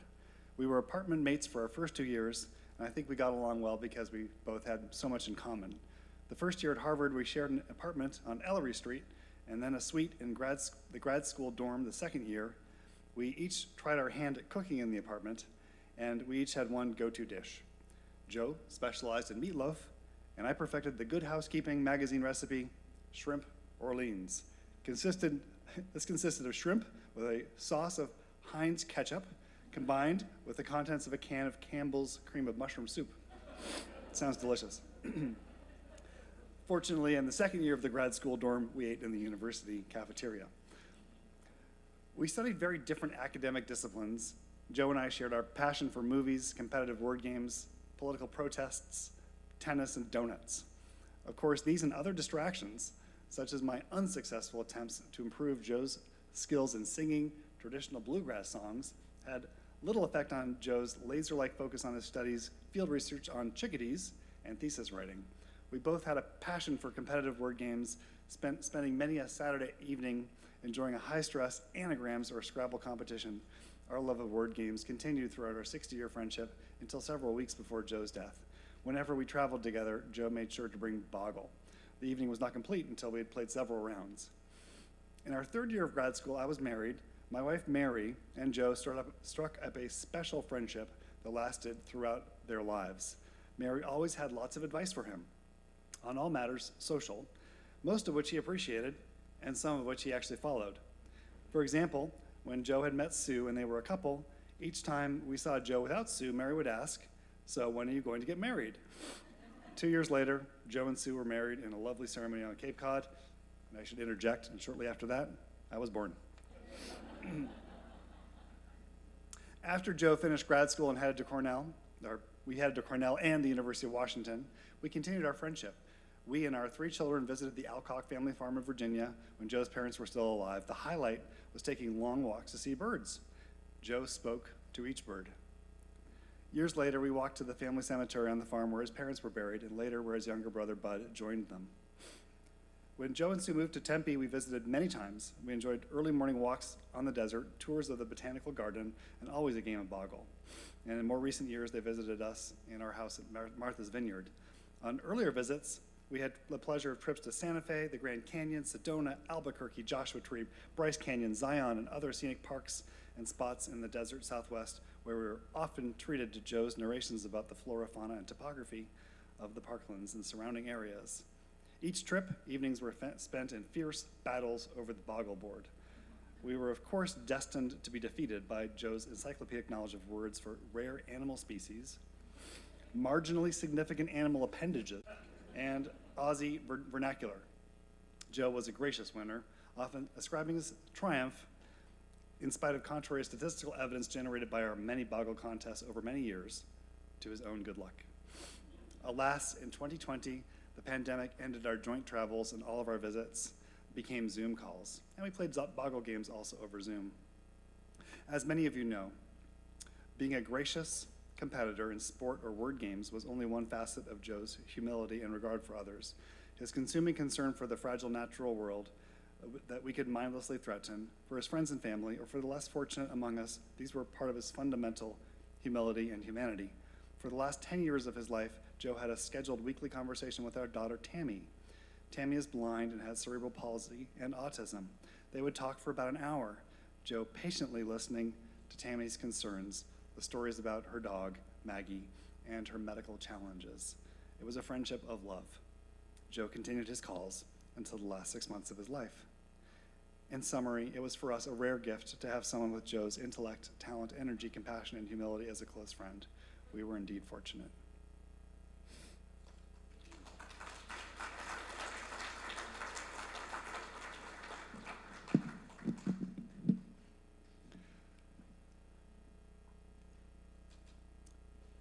So for me, growing up, I often heard that I looked like my dad, or that I was similar to my dad. And as a kid, I completely resisted this. Dad was deeply tanned. He had dark hair. Look at my skin. I was blonde and couldn't tan, to save my life. But with age, we tend to start to resemble our parents, and it becomes impossible to deny that I do look like my dad, and I accept that now. One way in which I could never be like my dad was that he was a morning person, unlike the rest of us in the family, and maybe any of us in our clan. But Dad would be up at 5 or 5:30 in the morning, every morning. Sometimes he'd be out the door at 5:30 in the morning. And so as kids, we would stumble out of the bedroom, make our way into the kitchen, try to grab a box of Cheerios. Dad would be pecking away at the computer. He would have revised a chapter for his textbook, or he would have criticized a paper for a journal, or he would have generated one of these endless emails to his friends while we were kind of rubbing off our sleep. And after he was done being tremendously productive, I think this was one of the secrets to his success that I could never emulate. He would try to push us out the door, on weekends especially. Every day we went on a hike. This was part of our routine, part of his routine, and thankfully it's become an intergenerational routine. Today, my wife, Karen, and Jake went for a hike, and we went to a hilltop. We might have even seen a purple hair streak. I couldn't actually identify it. But this is the legacy of Dad's making us appreciate the outdoors. And the reason he was so anxious to get us in the car and out into a desert wash was because, like him, birds are morning people, and they are most active during the morning. So it was very important for him to get out into a wash. And of course, he would always say the words that he would say on a hike, and you know this already. It goes, psh, psh, psh, psh, psh, psh, psh, psh, psh. And I'm giving a pale imitation, right? Maybe like everything in my comparison with my dad. I'm not a birder. I'm not a morning person, and I'm certainly not a writer in the same, prolificness as Dad. I want to share with you a special memory, though, and the one good thing about the pandemic, and the one good thing about his illness, is that I spent 3 weeks with him and with Mom driving across the country on one of these trips to national wildlife refuges. And I wouldn't have done this if he hadn't have been sick. But he was declining. He was no longer riding his bicycle. He wasn't driving. Mom had offered to drive him across the country. But we thought, if he falls in some remote wildlife refuge, Mom might have a hard time picking him up. So I offered to drive with them, and I'm really glad that I did. They picked me up in Albuquerque, and our next stop, the next wildlife refuge after New Mexico, was the Lost Maples State Natural Area in Texas. This is in the hill country of Texas. You have to drive through the apocalyptic oil fields of southeast New Mexico and into West Texas and across the desert scrublands. And then finally you get to this verdant area of hill country, deciduous trees, limestone canyons, beautiful gurgling brooks. And you could see Dad came alive, and he was so excited to be there. And he knew this was the place where he was going to see his beloved warblers. And in particular, there's one warbler. I wasn't even aware about how rare this bird is, but this is the golden-cheeked warbler. It only exists in a little crescent, a little fingernail of Texas. And the state park is one of those places. And he was excited by the time we got to the ranger station. And the ranger said, yes, indeed, we've seen the bird today. We've had plenty of birds, and the migration has started. We timed our trip to coincide with the migration of the warblers. We went to the trailhead where he had hiked many, many times before. And he got his binoculars on, we got his hiking pole, we set out, and then almost immediately we knew there was going to be a problem because there were stream crossings, and you had to balance on these little rocks and get across streams. That was tricky for Dad in his condition, with the Parkinson's and the movement difficulty he had and balance problems. We helped him across, and then there were a lot of ups and downs, and 15 minutes in, it became very clear we were not going to do the hike that he had in mind. He was no longer the super vigorous hiker that he once had been. And I could see his face fall. And we knew it was a different phase for Dad, a different phase of life that was going to be difficult. And I sat down with him on a bench. Both of us had a teary moment. And I was trying to cheer him up, saying, all right, sometimes if we just sit, we can see the birds will come to us. I was trying to make him feel better about the situation. And we sat for a while. No warblers. Dad tried to get up. We walked a little further. We had to turn around. I had to help him back, help him across the stream. We made our way back to the car, and then Dad was like, forget it. I'm done with this place. We hopped in the car. We went to our Airbnb, and all of us were just dejected because the buildup to see these warblers was such a big deal, and he really wanted to see them. And here we were unable to do the things, and physically simply couldn't do it anymore. And it was extremely hard. And I remember calling Nick that day. I said, Nick, what we're doing right now, this is the most important place and the most important time that I can imagine. Maybe you remember this, Nick, but I hadn't seen Dad in a year because of the pandemic, and we knew the path. We knew what was ahead of us, and that this time was so important. And Dad, as a person of routines and schedule, and had mapped out our timetable, he said, and I said, why don't we just spend an extra day here? Oh no, we need to get on the road tomorrow. We got to go down to the Benson State Park in South Texas. Let's get down to Brownsville, and we'll see some other birds down there. And I said, Dad, how about this? I will transform myself into a morning person, at least for one day. I'll wake up at dawn, before dawn. I'll wake up an hour before the sun gets up. We'll hop in the car, we'll drive back to the park. Let's spend an hour there. And Dad said, okay, 1 hour. We'll spend 1 hour, and then we're in the car, continuing the road trip. He was not, so he could be a pessimist too, as some people know.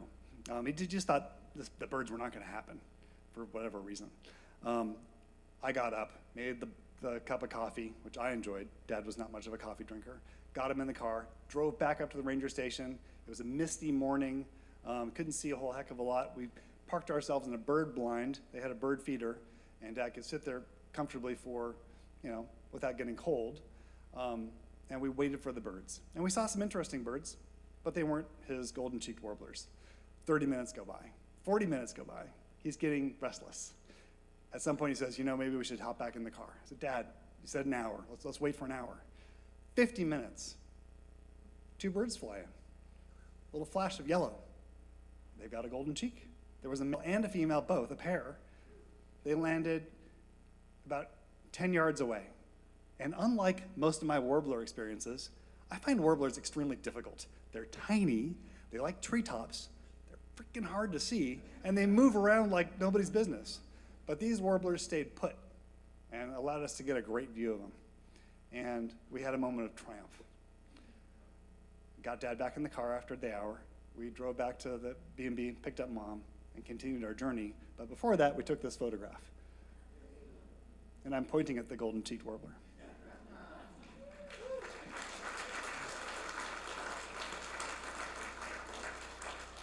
And I'll just say I'm just very, very grateful for that trip and for that experience. It was very meaningful. So thanks.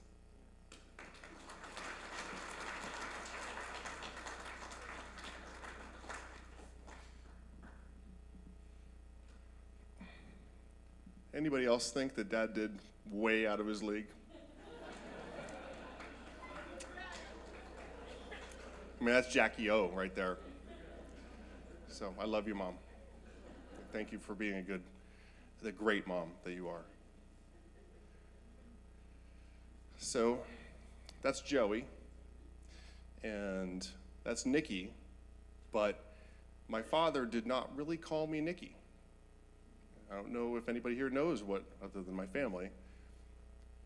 Dad called me Pickle, which obviously is short for Nicholas Pickles.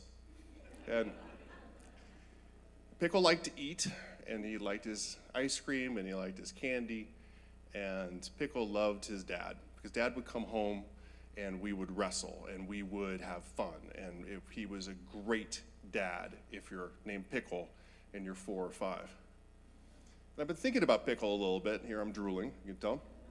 I've been thinking about him and a day in the life of Pickle. So that's the sofa that Pickle loved.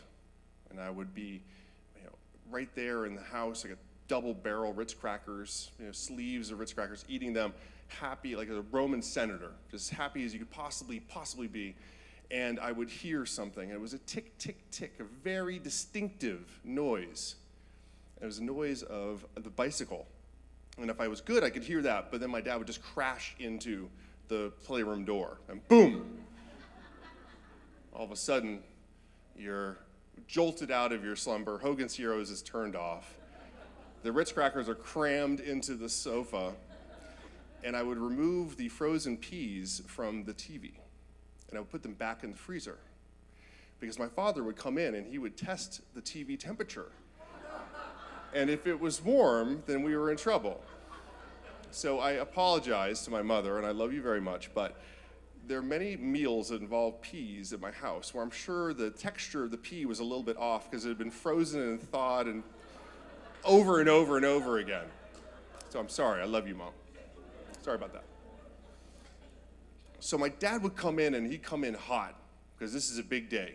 This is a big thing. We're having a dinner party. We're not having company, we're not having some friends over, we're having a dinner party. And the floors would be mopped and the kitchen would be organized.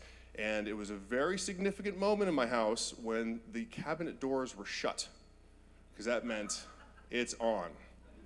I actually didn't know that you were supposed to shut the cabinet door for a long time. And these guys would come over.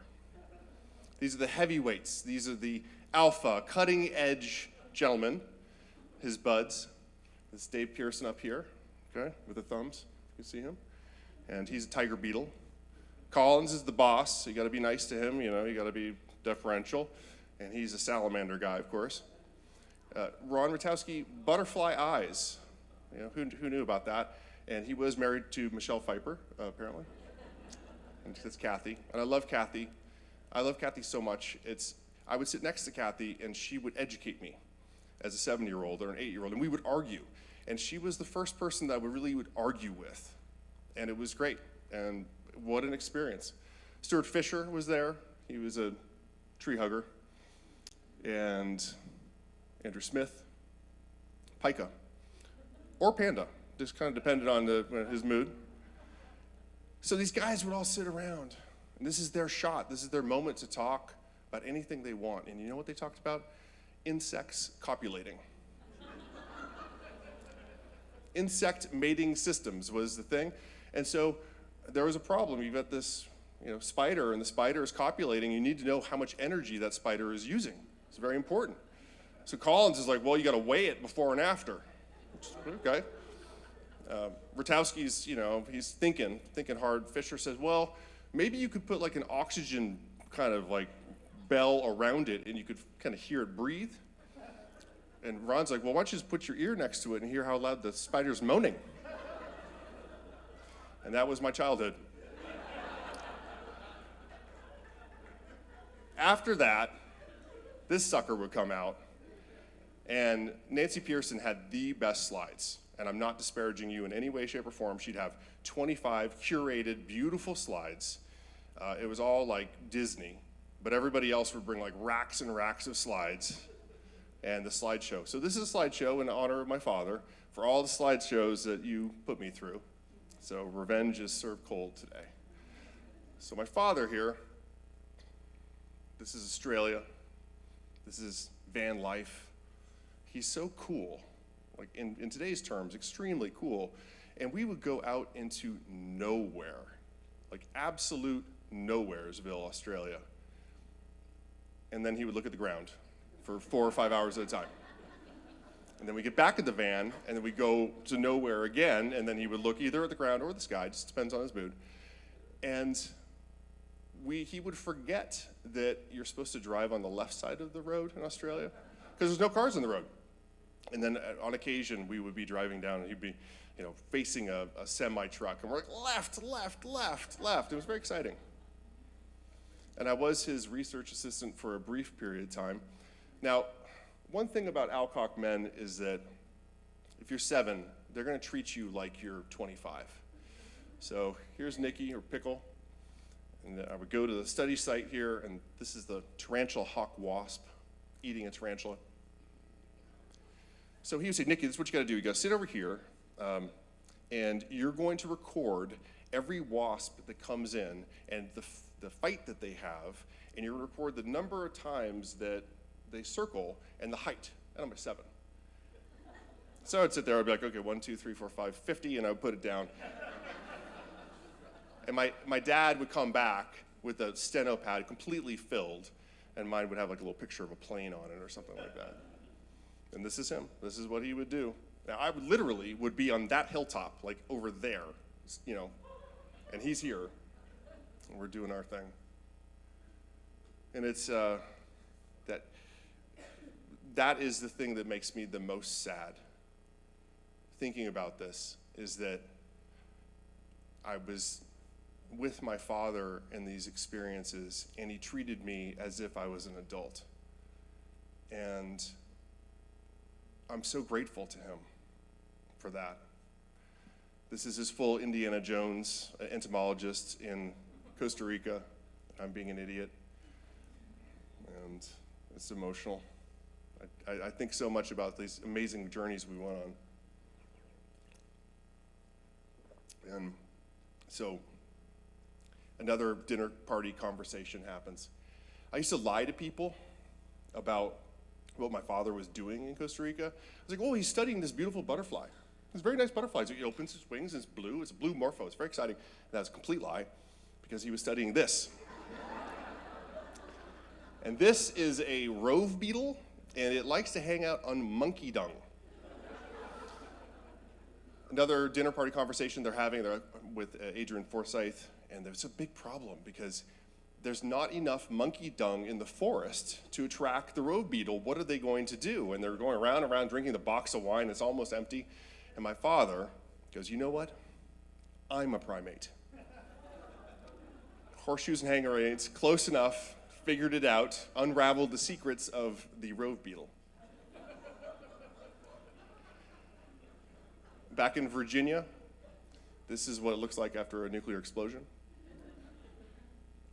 He embraced his inner Republican, and he loved to mow the lawn. Like, he loved it, loved it, loved it. Which is really weird, but he loved it, and that was his thing. He also enjoyed all of the flora and fauna in Virginia, so I kind of lost him for a little bit. I'm like, Dad, where'd you go? I'm running around. I'm like, Dad, what are you doing? And he had lost some of his mobility, or almost all of it at that time, and he's just reaching down like this, and he's kind of moving his hand like that, and he's kind of touching a lizard. But the lizard was not frightened because he was moving so slowly that he wasn't a threat. So he's just kind of giving the lizard a little thing. But everything in Virginia comes back to the birds and bird watching.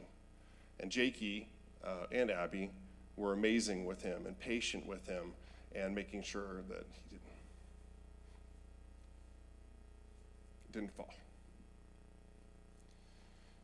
And my father had a favorite place to go, and it was across the creek and up to an eagle's nest.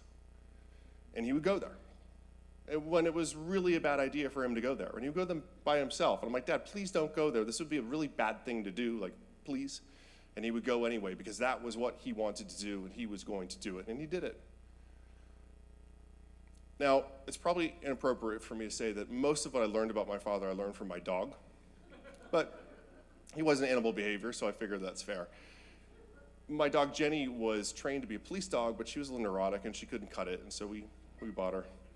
And she had amazing commands. You could make her do all kinds of things, and one of the commands that you could do, which is so great, is that, she didn't need a leash with her, you're just walking with her, and she's healing, and you go, Jenny, and she's looking up like, oh, he's gonna say it. Jenny, volno, which is Czech, because she was a police dog, she spoke a different language, it's fine. But anyway, volno means go, be free.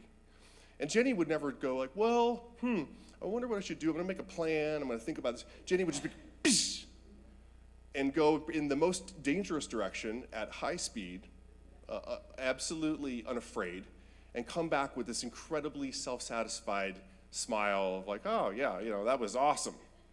And that was my dad. My dad was on a lifelong volno. He was free. If he wanted to go to the mountaintop, he would go to the mountaintop. If he wanted to go to the mountaintop over and over and over and over and over again, that's where he would go. If he wanted to go to Mountaintop Australia, great, that's where he's gonna go. If he wants to be with a friend, he can be with a friend. If he wants to go alone, that's great. He's gonna do what he wants to do. Everybody in this room right now is someone that he wanted very much to be with. Because if he didn't, he wasn't going to be with you.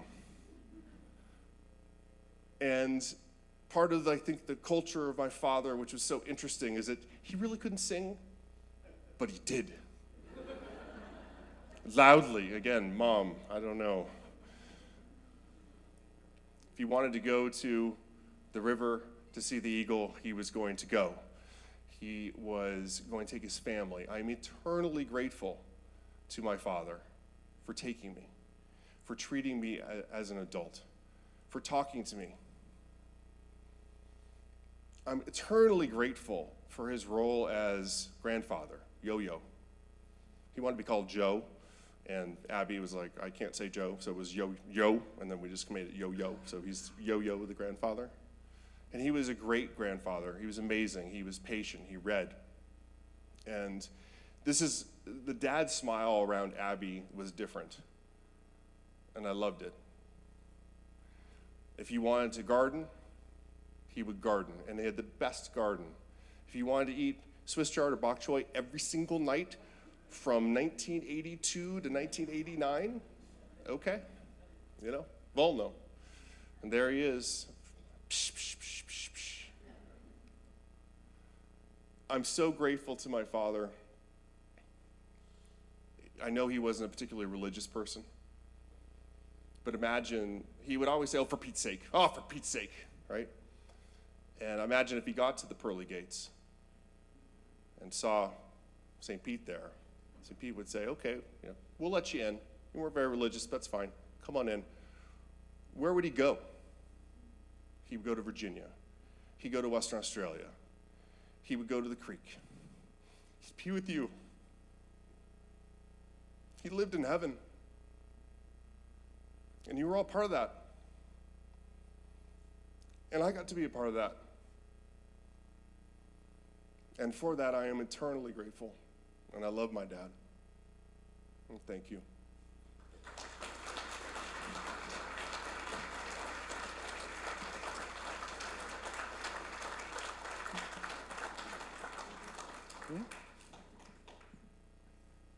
Thank you, Nick.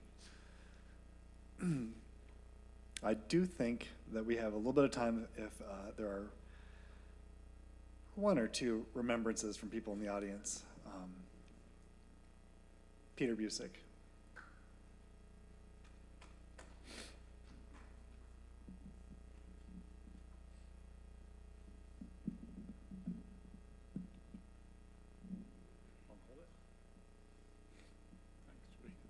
It's very hard to speak after what Nick did, what Joey did, what Joey said. I'll say a few words. I'd like to say a few words. I wrote them out, but I can't read them. So Joe and Sue, well, I always knew him as Joe, and it was very strange when I talked about Joe, and someone at first said, "Who do you mean?" And, "Oh, John." Well, it seems like Joe was family name, I guess, but that's all I never knew. Anyway, Joe and Sue and Alice and I were good friends for many decades, and it was really an extremely nice relationship.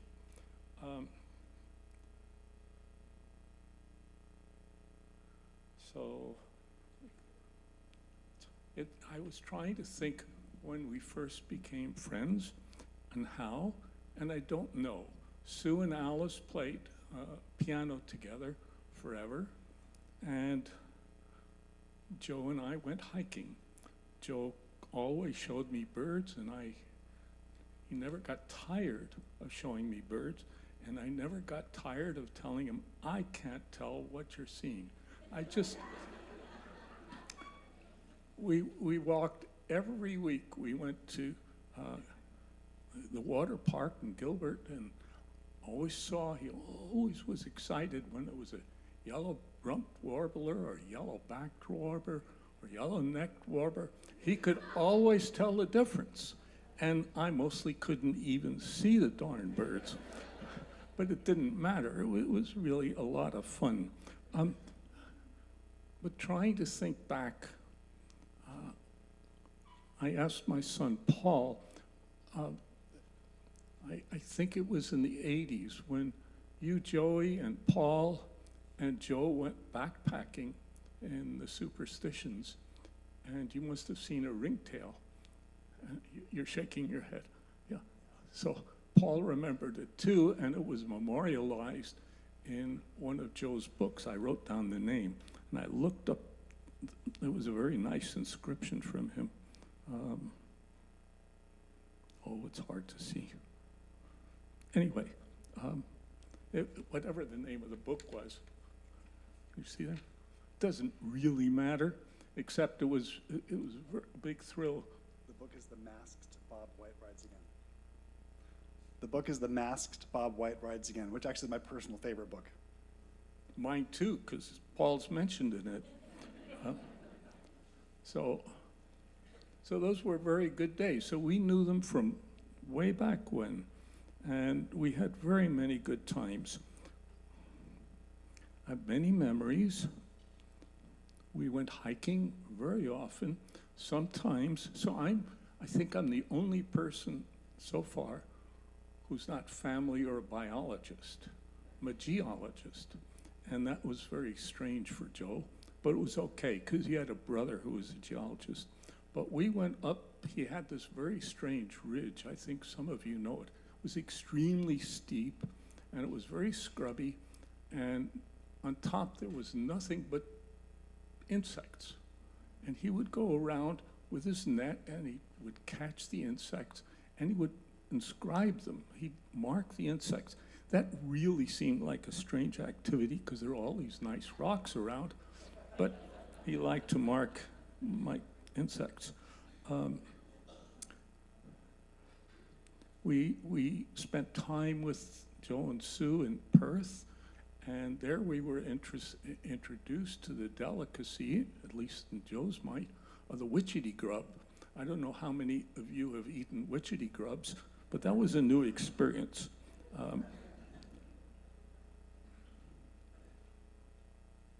The other thing is, so Joe, as people mentioned, Joe loved to talk, and we had lots and lots of conversations, and that was always fun. But I always knew if the conversation slowed down, I could remind him of my classmate, who I admired greatly, because he was an evolutionary biologist. So I'd mention Stephen Jay Gould, and Joe somehow or other always responded. I just knew that would happen. And the funny thing about Joe, I could fool him all the time. Just as he could show me the same warbler or the same Anna's hummingbird week after week and get excited, I could time and after time twit him by mentioning Stephen Gould, or a great idea of some, not conservative, but moderate person who, wasn't a real, as he called himself, a lefty. So if the idea was not that of a lefty, Joe would always get upset. Even if I was kidding, he wouldn't know that. So on Sundays, we would walk, and then, so Alice, my wife, died in 2011, and in subsequent years, I partnered up with Cindy Greeley, who's sitting over there. I like to describe her as the woman with the mop on the top. You don't like that? Anyway, so Cindy and Sue and I and Joe would walk. Also, we did that for many weeks, many years, I don't know how long. And slowly, Joe got slower and his language got slower, but he always read, he always was interested in discussing things, and it was always a pleasure. It was a very good thing for me, and I think for his family. He had a good end. He had a good life, and he had a good end, and he'll be very missed. Thank you.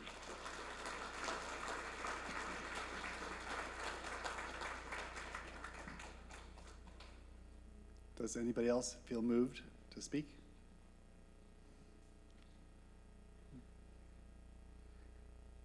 And I think this will be the last. Oh, wow. It's Mary Helen. Try to do this without crying. Not gonna happen. I'm Mary Helen, one of the Alcock cousins from back east. And my first memories of Joe are him coming to our farm in Harvard, Massachusetts, about 30 miles west of Boston at Harvard University, to put up his mist nets by our great big kitchen window so he could catch those chickadees and band them and do that work. And soon after that, he came with Sue, and then with, I think, little Nick and little Joy. And that was 50 years ago. They've changed.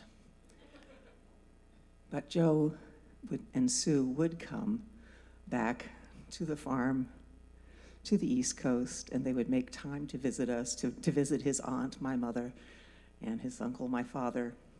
And it was always a joyous time, except for his damn boggle rules, Uncle Jack's boggle rules, which made it very, very difficult for us to play. He was kind of competitive, and yet so kind and so generous. When my daughter-in-law played with us, and German is her first language, and we were playing boggle together, she didn't have to play by those rules. Joe made sure she didn't have to play by those rules. And he was so generous in so many other ways. I haven't had a lot of very special people die in my life yet, for which I am grateful. A couple of them who have been very involved in the environment. And these were people who lived, as Miss Nan said about Joe, a consequential life. And they were warriors for their environment, for the environment. And I feel that they have come to me as sort of in, I think Joe was a spiritual person. He just showed his spirituality in different ways. So I have had what I feel like animals that were important to those people who were studying them come, whether I was scuba diving and it was the octopus or cuttlefish came after the death of a person who was very much involved in cuttlefish. Today, when we were walking through, we heard a bird. We could see the bird. It was up in a tree. No, actually, he was up in the cactus and just singing away and not sure what it was. And I did my little Google search, and it was a curved bill thrasher, which, unlike Joe, apparently doesn't move around much, does stay in the desert area. But I felt very strongly that it was Joe saying goodbye. And I was also very grateful that anytime I see a bird, because people will live with us and live on forever as long as they are in our memories, we're always going to be reminded, because there's going to be birds. And isn't that a wonderful gift? Thank you.